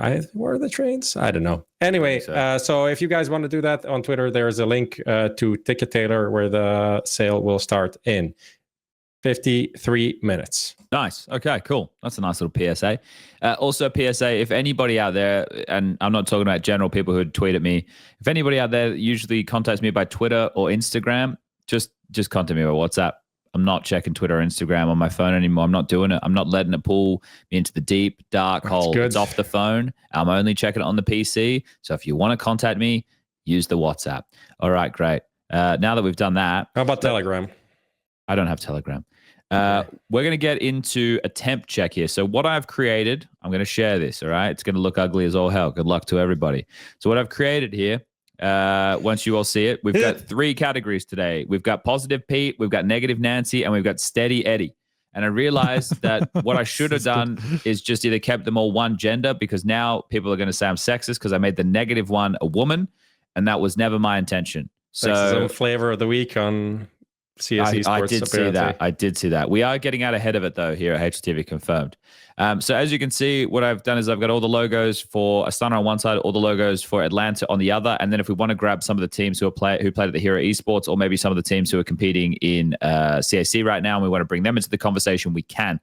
The idea here is we don't have to talk about all the teams, but some teams are going to be worth honorable mentions. Some of them we're not going to have too much to say on. So we will just see where we end up. But I thought this could be just a bit of a different way of doing what we always do, which is talk about the squads. So yeah, I think we could kick things off with the conversations we're having a little bit earlier. Like Spirit would be one I would immediately throw into the positive. Yeah, let's talk about Spirit a bit. I think for me, good team. Good team. Okay. Continue. You guys can take it. I think we need to go a little bit more in depth there, Prof. ever slightly, but I think we need to go a little bit more in depth there. So, Spirit, in terms of the type of Counter-Strike they were playing, I have a question for you guys, because what I saw, it felt like this was the case, but I didn't see a comprehensive bit. And they won the tournament, so maybe it's just confirmation bias. But was it akin to the Counter-Strike we saw from them in Rio in terms of it being a whole lot more comprehensive and less just run around and shoot? Yeah, I think so. I also kind of the same, like 10 years continued uptick in form, I would say. He wasn't quite as good early on, but then stepped up for the playoffs, and even in the MongolZ that they played towards the end of groups or something. Like in that late run to all the way to the final, Turnier played great, which has been something I was looking forward to, because that's what we saw in Rio, and I wasn't sure whether we were going to continue to see that. So it's been very solid. Someone in chat, Prof, said, do you buy into this flash assist narrative? Can you expand the narrative for me? I mean, this is I think Maui brought it up first, and then it kind of developed from that point onward, where he claimed that essentially the flashes have been much better at this event, and then backed with some stats, including, the utility stats for each player is higher flash assists, just higher FTU when you go on, the team stats. Yep. The flash assists are much better than they were before. They used to be one of the worst teams at this, which I don't know. It is okay, but I also feel like there's a bit of the map bias from that point of view, because they play Dust 2 literally every game. And I feel like that's a map where you can just farm a lot. That's their map. Yeah, but they don't always play it every series. Here they did, which is kind of leans itself towards flashing very easily. I think the flashes are super. I mean, just throw a flash long, you get like 2 effective flashes every round, right? So I think there's a bit of that. I do think they are better, but I'm not sure if it's that big of a jump in the I'm not sure that's what like made them win this tournament. That's kind of what I'm trying to say. What made them win the tournament then?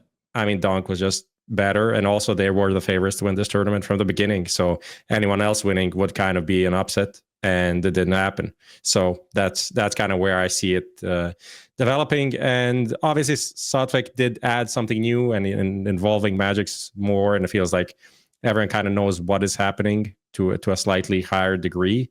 And yeah, I think there's been a whole discussion. I mean, there's been a comment from him that they'll know what's going to happen with Spirit after Astana, if he's going to stay or not. And from what I'm hearing, he'll just join as the assistant coach. This is what I'm hearing. Okay. As the idea moving forward for Spirit is Halley plus Southwick together in the main Spirit roster, which I think makes sense. Okay, because that's another big. I don't even want to call it a side topic. It's a big topic, and we've spoken about it a couple of times in the last few weeks because their results did look like they were on an uptick, right? And we were questioning, well, what would happen, because we all knew Halley was coming back for the major. Halley physically has to come back for the major, right? No one else can be behind them as the coach. That's not possible. So, you know, there was a big conversation regarding that, and it's not going away. I'm still seeing threads and stuff and people talking about it and being worried about it. Right? Yeah. Well, causation and correlation don't necessarily have to be the same thing. I know. I think that you of all people, the stats man over here, but for me, the angle is, this is the angle I take.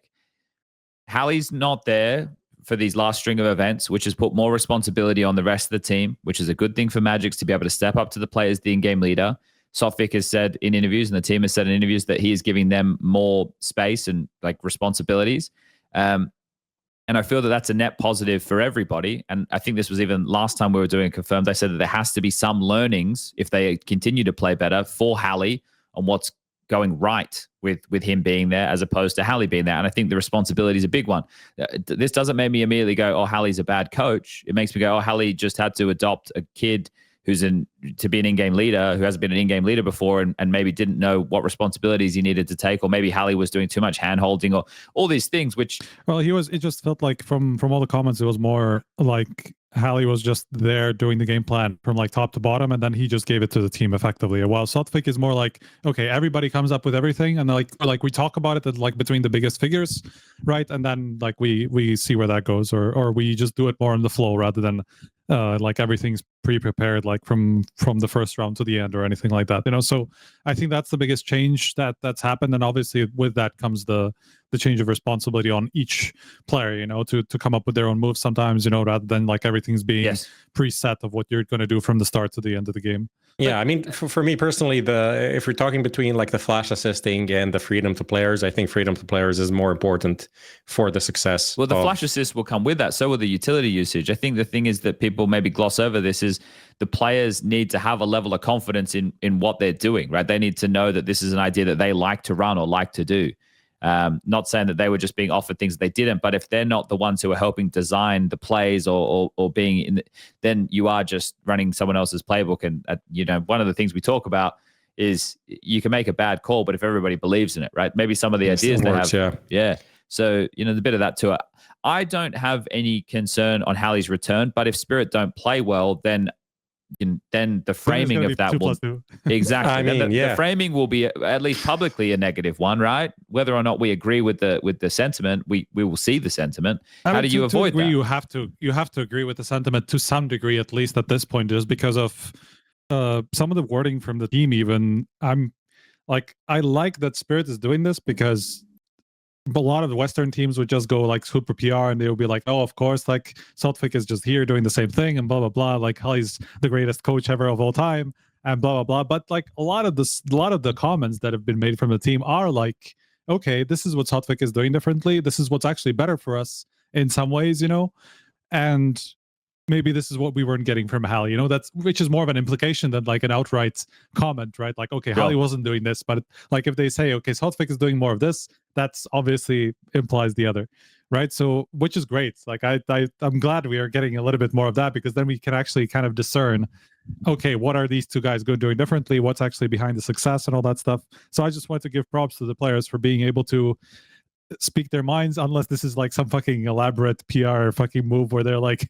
trying to get Halley out of the team and then just like slowly phase him out. Who knows? Maybe that's the angle that I'm like not seeing at this point. But historically, Spirit have always been fairly open in interviews about some like even more contentious topics, and so I will be naive and say I think this is truthful. This is very honest.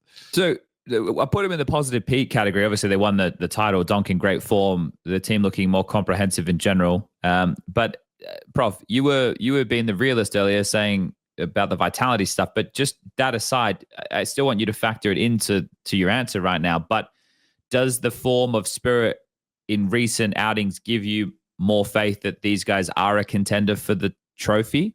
Yeah, I mean, absolutely. This plus Rio, compared to what they did before in this year, is a huge difference.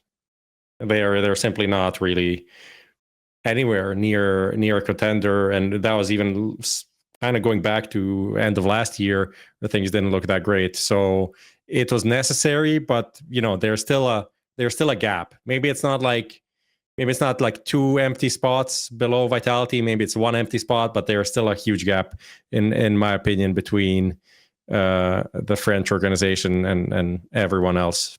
Okay. But Spirit probably together with how much we can get Navi, but I think these two teams are for me the biggest contenders outside of Vitality. Okay, just to take a look at their run as well at the event, they played 14 maps. They won 13 and lost 1, and the one map they lost to was FURIA. They played a lot of Dust 2. They played it 6 times, 100% win rate. They played a couple of Ancients in there, 4 of those. I mean, look at the opposition as well. Overpass. Look at the opposition. Okay, Han's first game. MongolZ, FURIA, G2, MOUZ, Falcons. It's good teams they played. Yeah, it's a good run. It's like you can't even ask for anything. Like, what more can you ask for from this tournament or any tournament that doesn't have Vitality, right? I think this is as good as it gets, and a lot of it was quite dominant. That MOUZ game, just remembering like fucking Zontix going in mid solo, killing 3 guys, headshots they only. Were owning MOUZ, yeah. Everyone got their little piece throughout that game, and Don got obviously a bit more. I remembered. Just a complete side note, but I thought it was funny because Chopper was obviously also there. He's doing all of this like co-streaming and stuff like that. Yep. So I saw him like at the after party, spoke a few words. Obviously his English is like amazing, as for no reason. I was joking with him, telling him, maybe, he didn't win IGL of the year, maybe streamer of the year this year. If you keep grinding, he's like, I don't know, on a pixel and all of that. But he was saying he's doing like interviews now with players. Yeah, Zontix on. It was like he was kind of scared, but he managed to get some good stuff out of it. But he's scared of interviewing Zontix. He said, holy shit. He looked over to me a note, and he's like, when I was a player, I was always thinking, these interviewers, what kind of stupid questions are they asking? But now when I'm doing it, it's quite hard. I give it to you guys. It's a really tough job to like come up with interesting questions that are not just like yes and no, that you can actually get something out of a player. And sometimes they just don't say anything anyway. I was like, thank you, bro. I appreciate that. It's really it's not an easy task, and especially with fucking Spirit, bro. Yeah. These guys can give you the shittest answer despite your best attempts anyway. Yeah, okay. All right. Well, let's put a pin in Spirit there. That's a fun one to leave. Striker, pick a team, any team. What category would you like to put them in? Ooh, let's stay positive. I'll talk about Falcons a bit. Ooh, okay. We just saw them in CAC, which has been let's say a little bit more of a struggle than I think it was over in Astana, but that's somewhat understandable considering they've just gone back to back, and like the first day, like the day after they came into the event, and apparently they had barely any sleep before and all that stuff. So like all that has to be taken into account, where they went, I think it was like 13-11 into BC, into overtime, into another 13-11 into M80, which is not the most encouraging sort of results when they come into their second tournament, but they have made it through the playoffs, and it is in like the classic phase-like fashion where they struggle all the way through groups and then they power up in the playoffs. Hopefully, because I think, look, there's obviously gaps still in what karrigan can do with this team because there's been such limited time, and you can already see that he has his flair to things that we never saw from Falcons again. We saw it a lot today, even like when when he was going for a lot of momentum plays that I don't think you would see before from Falcons, like very set momentum plays on Inferno, which weren't necessarily working out so hot. But I think in Astana it was a lot of, you could just see how much of an effect he has on Kyosuke, especially in the playoffs, because a lot of the time you would see them kind of following each other, and he would just constantly, like, clearly kind of directing him, not necessarily like micromanaging him, but just making sure that he has the space that he needs to do whatever he wants, right? And at all times just like following him or being in front of him to make sure that just whatever karrigan's doing, Kyosuke can do as well. And sometimes a couple of CT sides as well, they were in combinations, and it was just working well enough. And I think it obviously showed through Kyosuke's stats, which I think undoubtedly his best playoff performance that we've seen so far. And that's no coincidence for me. That's such a clear impact that karrigan has had, even though, you know, some of the same issues that we saw from Falcons have still been there. You know, like for example, like Nico in the grand final. I feel like that's just becoming such a thing now, where he just disappeared in another one, which probably realistically cost them that final, because if he has anywhere near like his normal performances, it could have been close. They could have gotten at least 1 or 2 maps or something like that. Instead, he disappears. Morrissey cools off, and it's just Kyosuke turning up, and that's a problem obviously for Falcons, right? Especially when you're coming up against a Spirit that has a much deeper map pool. So overall, just a lot of positive signs. I would think a lot of the stuff that we thought could be karrigan's impact on the team, I think, was proven. Okay, so again, just for people watching, I didn't have my eye on these as closely as I'd like. I know that there's position changes on the CT side, like karrigan taking over a lot of the hard anchor spots, and TeSeS. That should be a positive for TeSeS overall. The only bad thing is TeSeS having to be it's been a struggle. Shipped around in spots, right? In the long run, if you say, hey, you can jump spot fucking B on Mirage, or you can play A, I'll tell you which one I'm taking, right? But he was doing well. Like, I was even looking into the stats. Like, he was like 115 on B anchoring on Mirage, which is like kind of like, ironically, it is actually a slightly better spot than A anchoring, like on average as average rating, which is effectively, I mean, the reason for that, I think Harry put it perfectly. Like, those guys are actually more set up for clutches than A anchors, who just tend to die way more, right? Compared to B anchors, who, either they will probably take the one kill and potentially even survive into, getting the help, versus getting one kill and die, right? So that's kind of the difference between those two spots. And TeSeS has had a drop off there too, and then he's had to do cave to B on ancient, where karrigan is cave, dust to on B instead of long, which is also kind of obviously a massive shift, where you're suddenly exposed to a lot more different plays than you are as a long player, right? So you just have to have a lot more in mind. And it's been a struggle. I think he's been like 0.8 on those two, like cave to B on ancient, and then dust to, he's both had pretty bad results so far. But considering that, like they've still had the results, so it's clearly not had too big of an impact on the team. I think it's just a bit more clear who's doing what. I mean, on the TeSeS side, it is. I think a part of it is also like, let's say, dust to B side. It's a lot about coordination with your teammate, which is Kyosuke. But I want to say, like, for me, he played a great tournament. I'm really happy to see that. But also, he's not like the most, how do I say, dependable partner on a bomb site, and then that can also be tricky for TeSeS. I'm not saying TeSeS played perfectly, but it's a lot about finding the cohesion. It reminds me also about xelex and Spinks this tournament on dust to B site. It was a similar issues of people being either not in the right position or overextending and not playing off of their teammate, and a few situations like this where obviously also the utility that comes in sometimes is really hard to deal with. And TeSeS, it's funny the thing that you mentioned about the A site on Mirage. I actually randomly asked Yakindar, like, what's the worst position to play on any map, and he said A site on Mirage, because right now B then. Yeah, I mean. He plays short anyway, so fuck that guy. He's chilling. But you'd say anything at that point. I think the site on Mirage is like deceptively tricky to play, and at the end of the day, TeSeS, he might be great at it, but he's just been a guy that's been moved around. Yes. Anytime anything happened on this lineup, and he's, at the end of the day, even that FURIA game, he was one of the best performers at the end to helping Falcons win that game in the quarterfinals.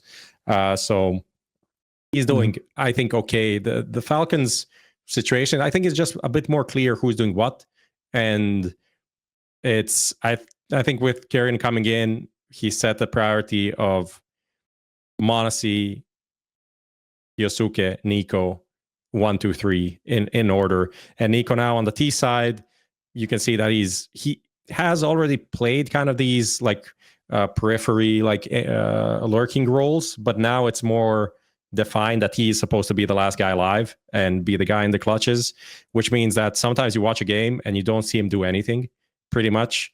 And he's kind of that balance of like finding when to be aggressive and when to just wait for the rest of the team to get in the bomb site and like close out, because he seems like he's supposed to be the ROPS of this team on the T side, but it's been so long since he played these roles actually, because like he has been a pack player, HLTV Awards opener of the year 22, 23, finalist in 24, and it hasn't been this year, but like because this last year, but also because halfway through they switched changing all of these roles. So I think it's going to take a bit of time for him to be good at this again, because he did play these roles, I don't know, in G2 at some point, but that's been... I mean, but he never played them to this, I think, this passively though, like especially, I mean, like all the way back in MOUZ, right? That was kind of where he started these roles. That was the biggest issue, and in some way, not the biggest issue, but like the big thing was that it was only through his aggressive lurks that they were making things happen, right? He was never passive in those positions. It was more with the hunter, like the hunter combination, that made that switch up happen a little bit. But even that didn't happen so much, you know, because it was just some maps. So it's but yeah, I agree with that for sure. Like it's definitely an adjustment. I think things are going to be a little bit more scrappy anyway for Falcons, right? With karrigan style of calling, so it's not going to necessarily be.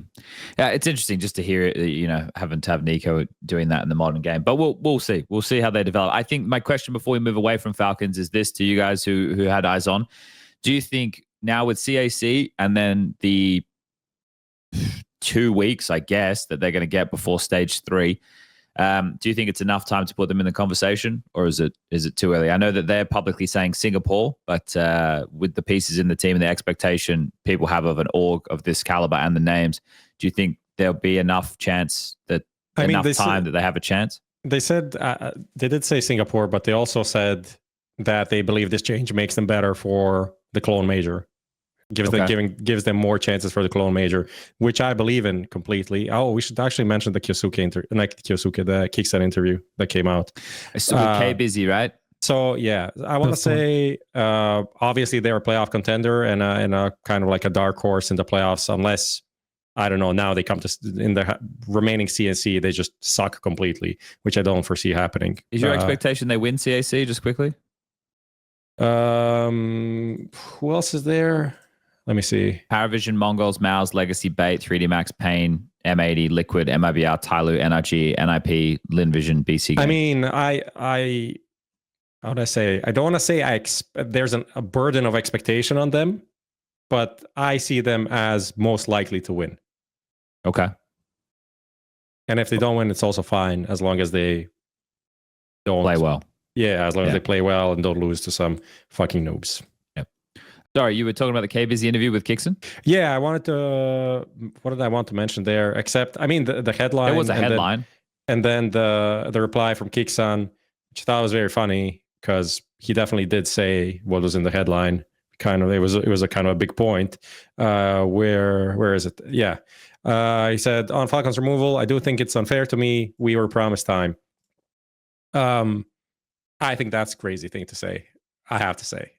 I know. Why? I understand from his point of view, being like there was never any talk about actually making changes, or no one said, okay, this is the red line. If you cross this, if you fail to deliver this, we're going to make changes.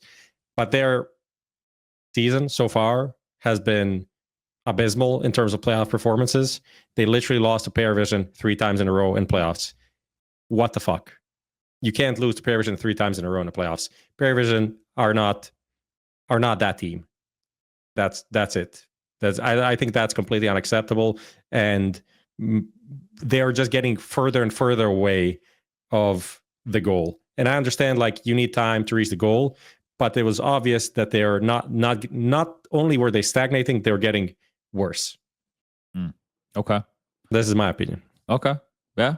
I think that's fine. I'm not here to argue your opinion, Prof, all right? I'm happy for you to have it. I also think that like it's at some point, if you have a chance to get one of the greatest IGLs of all time, if not the greatest IGL of all time, you kind of jump on that opportunity. So I think, fair or not fair, it is competition, just regardless of what you're promised at some point.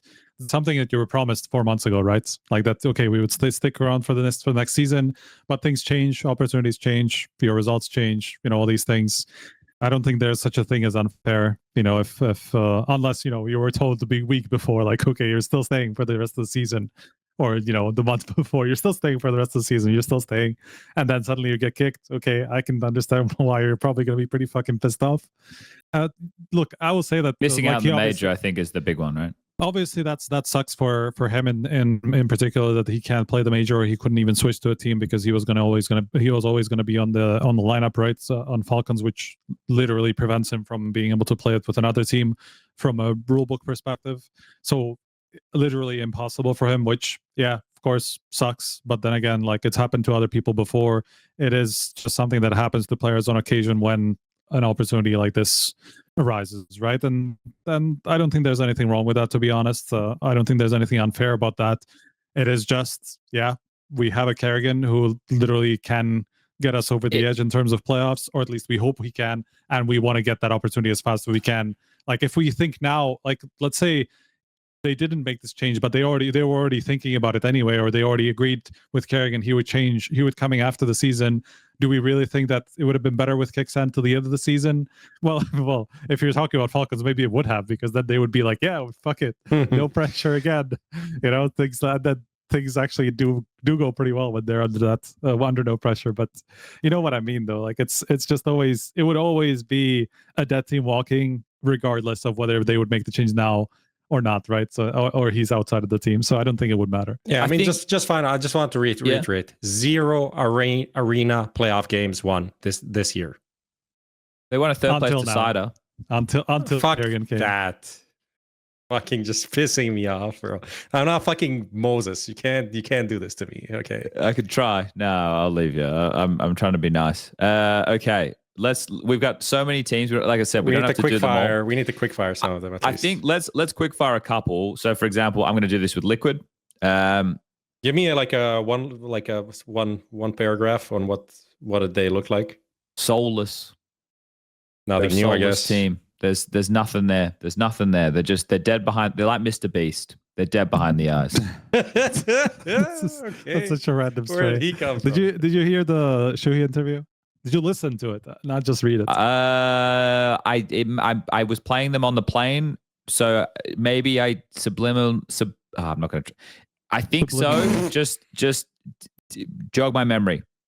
It's just, for me, it was more about the tone than what he was saying, because a lot of what he was saying was kind of like, trying to look for a positive every now and again, but like the way that he was saying it was just so defeated. And I understand it comes after a loss, and that's how just players sometimes they sound like, it's the end of the world sometimes after they lose, which is completely understandable and all that stuff, especially like with the results they've had. But like, he's talking about that it's been a while, since they've had any sort of success and all that stuff, and it just feels like they're dead team walking again. They've been that way somehow. For a while. Like, that's the thing. Like, it's taken like a month since MOUZ came into this team, or whatever it has been, less than 2 months. And they already again feel like a dead team walking. That's kind of crazy to me. Yeah, feel bad for MOUZ getting thrown in there, but yeah, there's good pieces on the team. There's no soul. There's nothing there. Can I add another negative Nancy? Yeah, you can. MongolZ. Okay, all right. Is that because they lost today against Bait, or just? I don't even know if they lost today. Oh, they lost to Bait in 3 maps. Lose today. Look, it's been building. It's been brewing. I'm just tired of their approach. They're like lazy, we kind of don't practice approach, and it's just is that still the shtick? Well, they said before this event they practice in Asia. That's like not practicing at all. Might as well not practice. Yeah, that's like not practicing. So but maybe they'll practice for the major, Prof. Maybe they didn't care about this event. Don't know why they went. They don't care about any events, seems like. They probably care about the major, I guess. That's where they get the sticker money. That's where they earn generational wealth. Well, if they already have the sticker money, why are they practicing? True. Did you think about that one? That's a good point. Because you need to make sure they qualify for the next major. Well, then they can play like one event next year and be good, and then just do the Thunder Down Under. That's it. Moving on to the next one. Who could we throw? I'm going to throw Vitality into Steady Eddies. Sure. I am part of the contingent of not overreacting. I will give Vitality as much rope as they desire, considering who they are and what they've achieved. And I think one of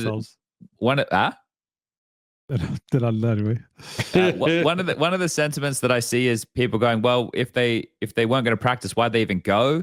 Well, they couldn't pull out of that event because it was an ESL event and they agreed to go. And they also signed up to that event because it was a backup in case they didn't win the Grand Slam in Rio, but they did. And then them not practicing, right? If they're saying to you, we're not practicing, and people are going to go, well, that's an excuse. No, that's a reason, right? This is the greatest Counter-Strike team of all time.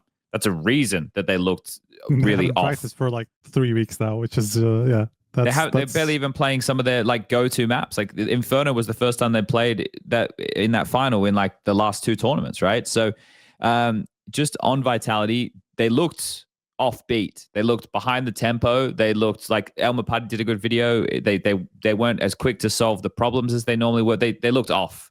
Right now, does that detract from Navi's victory? Maybe you could say it does, but it depends on how you want to change the framing of the Navi victory. I think I would immediately now, unless you guys want to talk about Vitality, no, I think we're on the same page with Vitality, right? We all think they're going to be in good form come the major. Okay, cool. I think they're going to be in good form. I still am curious whether this will have some sort of a knock-on effect on just kind of confidence levels and stuff like that. I think it's confidence levels of their opponents as opposed to confidence levels of them. Like I feel they've given their opponents confidence. That's a fair point for sure, because like ultimately that's what you need to see, right? Like if you're any team really now, is to see them fail and to see how they can fail, you know, and then you can kind of glean something from that. Bro, so imagine if they didn't lose.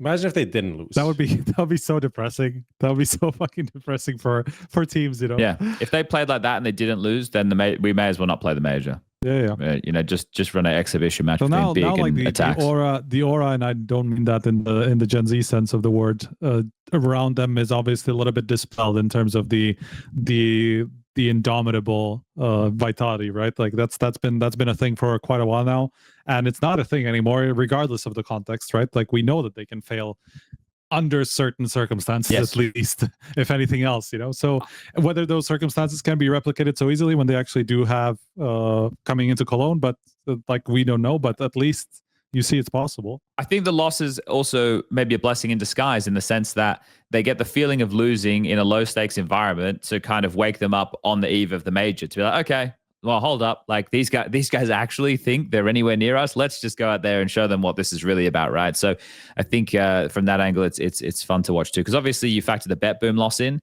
and then Bet Boom looked terrible in the playoffs. But let's throw Navi up in the positive, Pete. Obviously winning the event. Now the key for me is the mental side of getting past Vitality. That's huge because they were just getting battered by them. It was like 21-1 in maps or whatever, and since the Cologne 2024 final. So it was no good in their favor. So this is a nice little mental unlock. Great to see. Wonderful. Keep up the good form, winning that MVP. So it's mainly a mental boon. And I think it also comes because they didn't fuck up. Yanko was comparing them to MOUZ if they didn't, win in this type of an environment, right? With the rest of the bracket. So they went through and they took care of business over BetBoom and then Gamer Legion. And there was some moments in those games where they looked a little bit sluggish and they needed to be woken up by a Blade timeout. There was something that I think was interesting with the framing Jacob was giving on the desk to do with like they need urgency. And you could see that in certain times, like they were not that they were going through the motions, but it's like, oh shit, it's like we're tied up 6-6. It's 3-3 and they're winning the Force by war against us. We better fucking pull our socks up. And you got some really fun individual moments, but you also get the polished team Counter-Strike and Navi with the title on the eve of the major and beating Vitality. That's great for their mental. So they're in the positive peak category. Also wonderful, as we said before. Yeah. He's been good. He's been very good to watch. That's a big change, to be honest. Like that's suddenly a player that you can rely on more, at least in the playoffs, even though he's obviously still a bit up and down sometimes. Yeah, he's definitely got the confidence which is needed for an AWPA. Guys, what about Aurora? I didn't get to see them play. Where are they going? Negative Nancy, Steady Eddie? It's the same old shit. Same shits, yeah. So Steady Same Eddie. shit, different day. They look good and then they fuck up and then they fall apart and Still choking playoffs and all that. Zontaras is still shit in playoffs. So not. That's striker. That's STRIKER.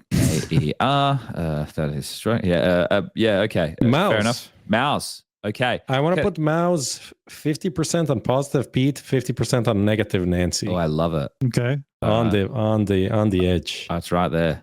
Because sometimes maybe good, sometimes maybe shit. Like this is the thing. I think when it worked, it looked fantastic. And then when it didn't work, they played literally their worst game ever in the history of forever. They literally got 5 rounds in the series. And yeah, what is that? Where does that leave you with? Well, isn't the framing Exertion was putting out 1.7 carry performances in the group stage, and then they got to playoffs, and then they got exposed because you're not going to win a game with your in-game. You're not going to win a tournament with your in-game leader getting. You're not going to, unless your name's fucking Donk or Zywoo or Simple. You're not getting a 1.7 rating every fucking series. Like, that was insane when I saw those stats. He was doing that all the way to the semi. All the way to the semi, he was doing that. Yeah, but that and then he got donked on, sure. But then look at him in CAC. They lost to Tai Lu today, right? Like, I know it's the best of one, but they still lost. All I did was I just went and looked at the maps played for this team, right, with the JL and the xelex. Now, they're 18 maps in total. They're 11 and 7, but it's more about the maps that, you know, the actual positions. They've only played 5 out of the 6 map pool. And the thing that I looked at is, I was told that xelex was an aggressive rifler. Why the fuck in most of the maps is he playing an anchor position? He's top site on nuke. He didn't even get ramp. Like, ramp's at least slightly more fun. It's really rough because you can see the flare on T sides because he's more in, not necessarily in all of Xertion's positions, but he is more the opener than Xertion is now, I think. Or in a lot of situations, they were kind of taking turns, obviously, depending on the situation. I mean, in the pack together all the time. Yes, but like it depends on who's going first, right? And who's more the supporting type and who's not the supporting type. Like, because that just depends on it was very situational there. It felt like Xertion was still doing a lot of the same things that he would before. But you can see that that's his element, right? I mean, you could just see like some of those multi-kills that he was getting. He was just thriving in those situations.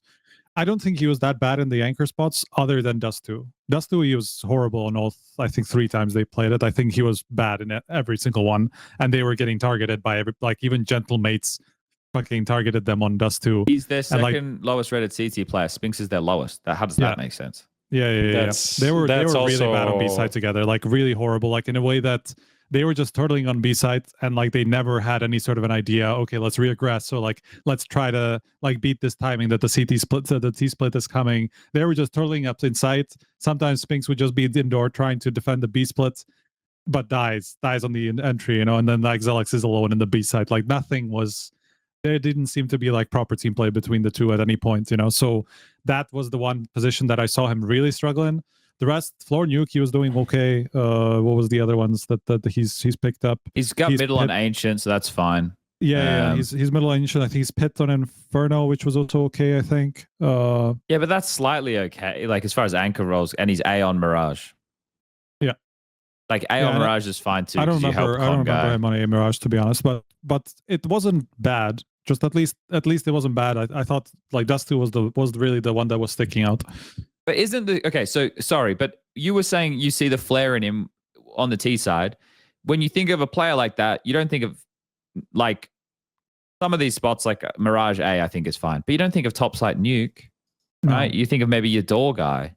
You don't think of fucking the door guy, B on Dust2. Maybe you think like long. Okay, let's put a scrappy aimer who likes fights at long. He can win the long corner fight through smokes and shit. Not B. Like, feel bad for the kid, man. No, I agree. I 100% agree. That's not utilizing him to his best ability. And obviously, maybe they're still going to switch it around, right? Because we have Jails playing long. I mean, why wouldn't he be able to play B site on Dust2, right? It's like I'm sure he would be more capable of playing off of Spinks in those positions, who wants to rotate more and all that stuff, than xelex, who's obviously not going to take a lot of responsibility on himself in that position. Yeah, as maybe the new guy autonomy might be the word there, right? Yes. I think JL will take more onto his own and not need to be handheld as much. And I think like that actually would make a lot of sense just from the perspective of, we know that Spinks, like when it gets to the big moments, he can also kind of start getting more passive, getting more baity, right? And then not necessarily take the same action as he would against like worse teams or in earlier stages. Jail is the exact opposite. He will be like, fuck it, let's do this. I'm pushing, let's do this right now. Exactly. Let's push B or whatever. Like let's push dark right now because they're literally about to split on us. We have to do something, right? Or let's defend the B split or whatever. Like let's flash over or do something. He would come up with those plays. xelex is probably not going to come up with those plays. He just doesn't have the autonomy, as you said. So I think it would be great if some of these spots were switched around a little bit, because same thing kind of like, let's say ramp, right? It's like xelex can play alone ramp. Topside is not necessarily the best. And Jail's actually been a topside player on Nuke, even for Navi. So there wouldn't be a problem with that either, right? So a lot of these positions, I think there could be still a lot of tinkering if they feel like it's not really fitting him so well. But again, I don't think he was struggling that much on Nuke. It was just the Dust 2 that really stuck out. Yeah, the conversation wasn't meant to be like looking at the kid's stats and being like, oh, like, look at him, he's struggling. If anything, give him a decent amount of time. It's just more the position selection. And MOUZ can tinker with that. The problem for them is the major is going to look different because they won't have Jail and they have problems. So it's tough to really know to get excited. And again, if Exertion's dropping 1.7 ratings every game, then I can believe. But I know that that's not going to happen. Not like possible. We know that's not going to happen consistently. It's just he's not Donk. He's not going to be doing this every game. Just wanted to mention one small thing from the interview that Cyclone did, kind of flew under the radar, where he said that he tried to get Exertion to IGL for a long time. So it just corroborates everything we spoke about. I'm not going to get into the Shui situation. Yeah. Anyway, moving on to the next one. FURIA. This one I need your guys' help for. Where are you putting them? I'm going to put them on positive. Okay. I think positive at the end of the day, mainly because of MongolZ's improvement. Moldo was fucking great. He was great, but then I also feel like after that 4v2 that they lost on Nuke, he kind of got down. They should never have lost that round. Yeah, because he was the first guy to swing, die to a deagle. Are you okay? Is it the one I'm thinking of? The last second defuse from Monacy? Yeah, that was match point, yeah. He was indoor, he swung towards ramp. I'm not okay. One digged him. I'm reliving it. Picked up the op, and then everything happened. You can also say maybe Fallen peaked a bit too fast, but there's a smoke on the bomb, so he had to go. That would have been winning the game, right? I feel like from that, like Mirage, he was fucking owning. Monacy, he was 7-0, I think, head-to-head 8-0 or something. He was just everywhere on the map. Whole tournament, he was playing pretty good. I feel like after that, he kind of went down in the series. Didn't look that great. On Dust 2, obviously had some moments, but not as good as he was early on. But overall, still a good performance for the team. I think they understand that he has to play well for them to win. Like, obviously it can't just be him, but they felt like they drifted away from their identity I think they were even saying it in interviews too. They were picking Overpass a bit as well, weren't they? It seems like they don't have numbers to back that up, but I thought I think they have like a 4 maps win streak on it, and they were leaning towards it a bit more. Okay. Yeah, well, hey, get your All-Pro on Overpass. We can throw any names in here you want, boys. There's not a lot of other ones that excite me hugely. Was 9Z actually a positive case, or was it just, they were good in groups and then sucked in They lost to Magic in playoffs. Yeah, it was quarterfinal, lost the Magic. I wanted to pick out, before we get to that, but I wanted to pick out PARIVISION just so I still have it fresh in my mind. Where do you want them? It was more because of today that I actually have this opinion, because I don't remember watching them much during Astana, actually.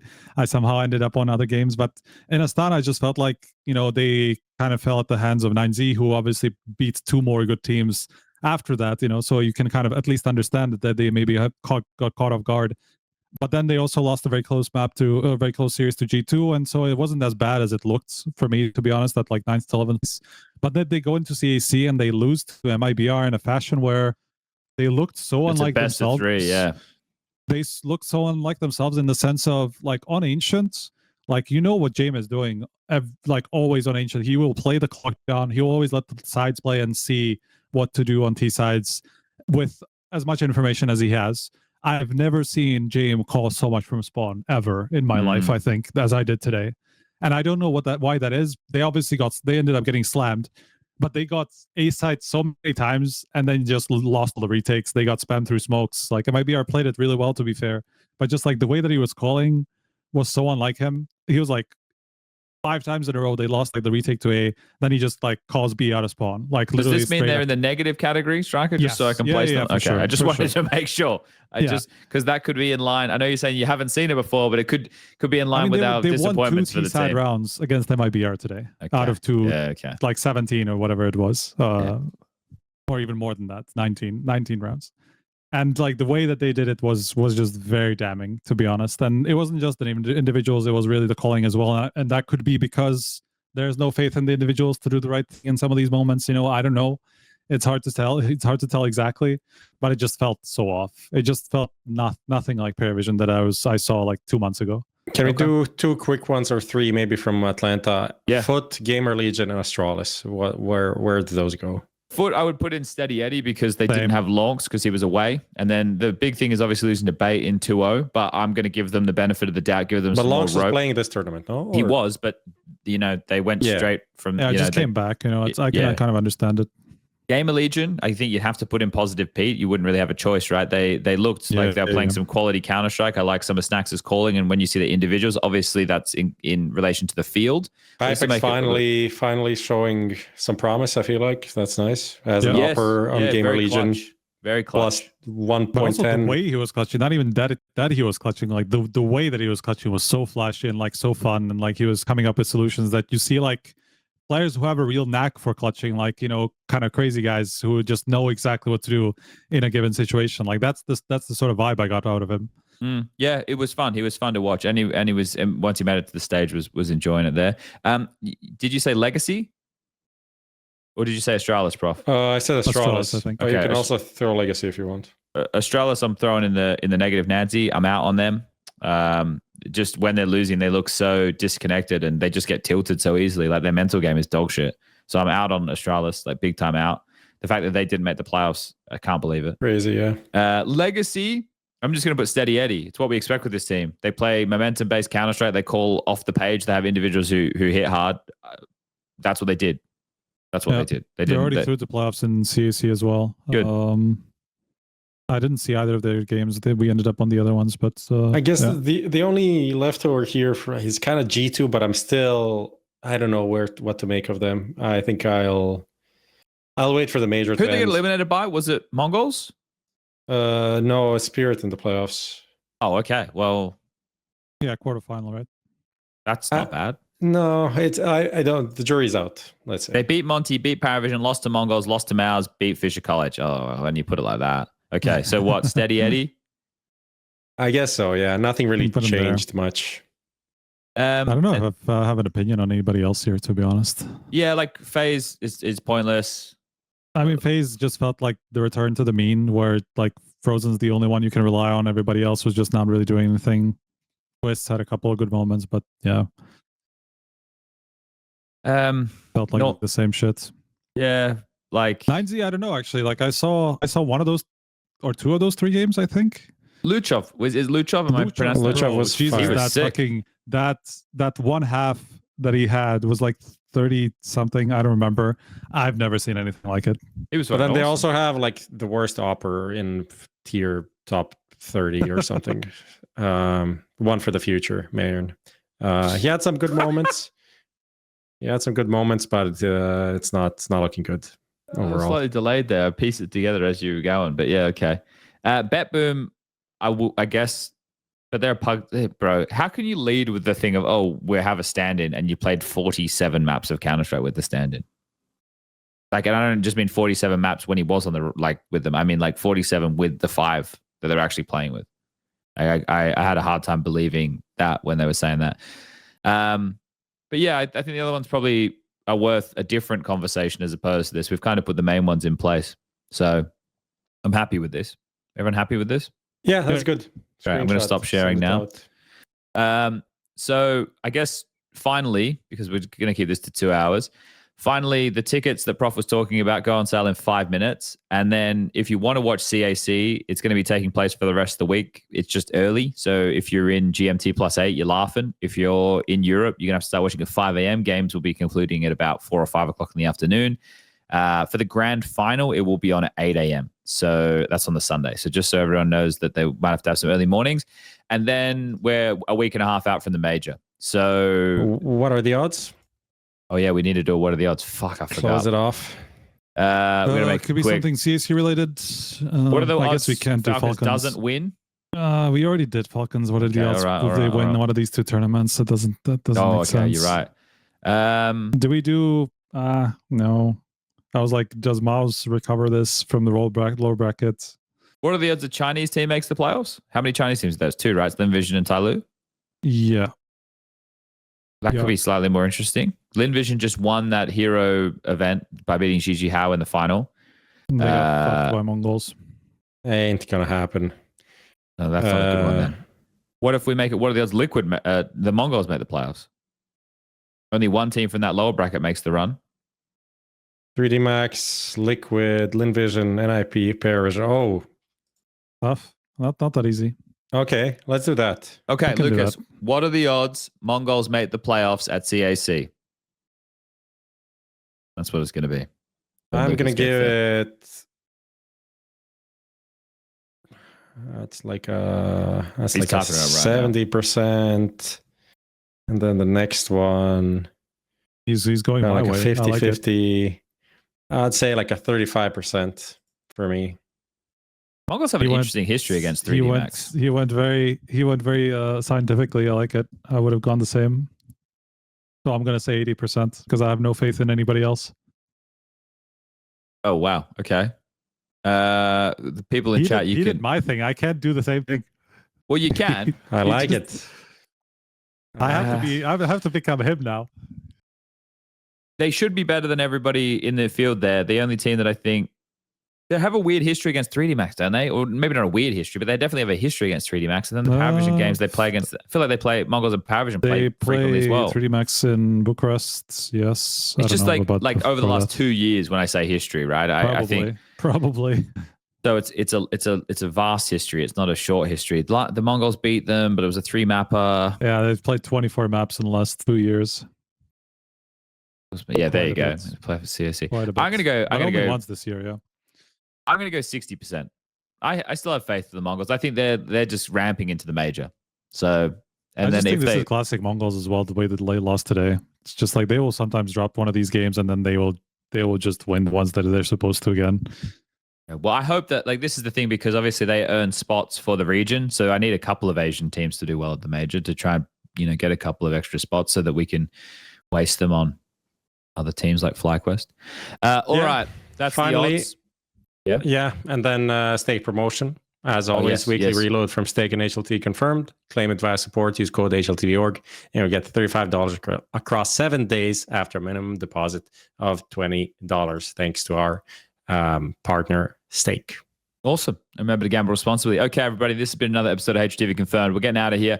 There's always plenty to talk about in the Counter-Strike world. We'll be back with an episode either early next week or late next week, or maybe both. We'll work it out. We'll get back to you. We'll let you know.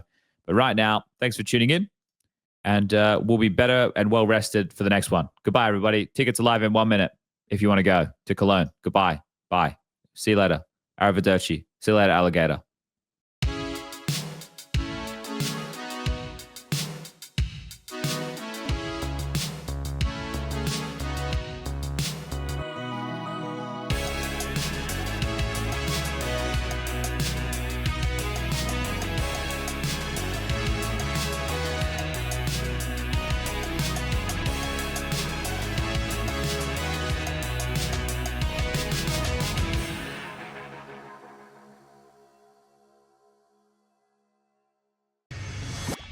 The biggest news roundup, exclusive insights, all delivered to your inbox.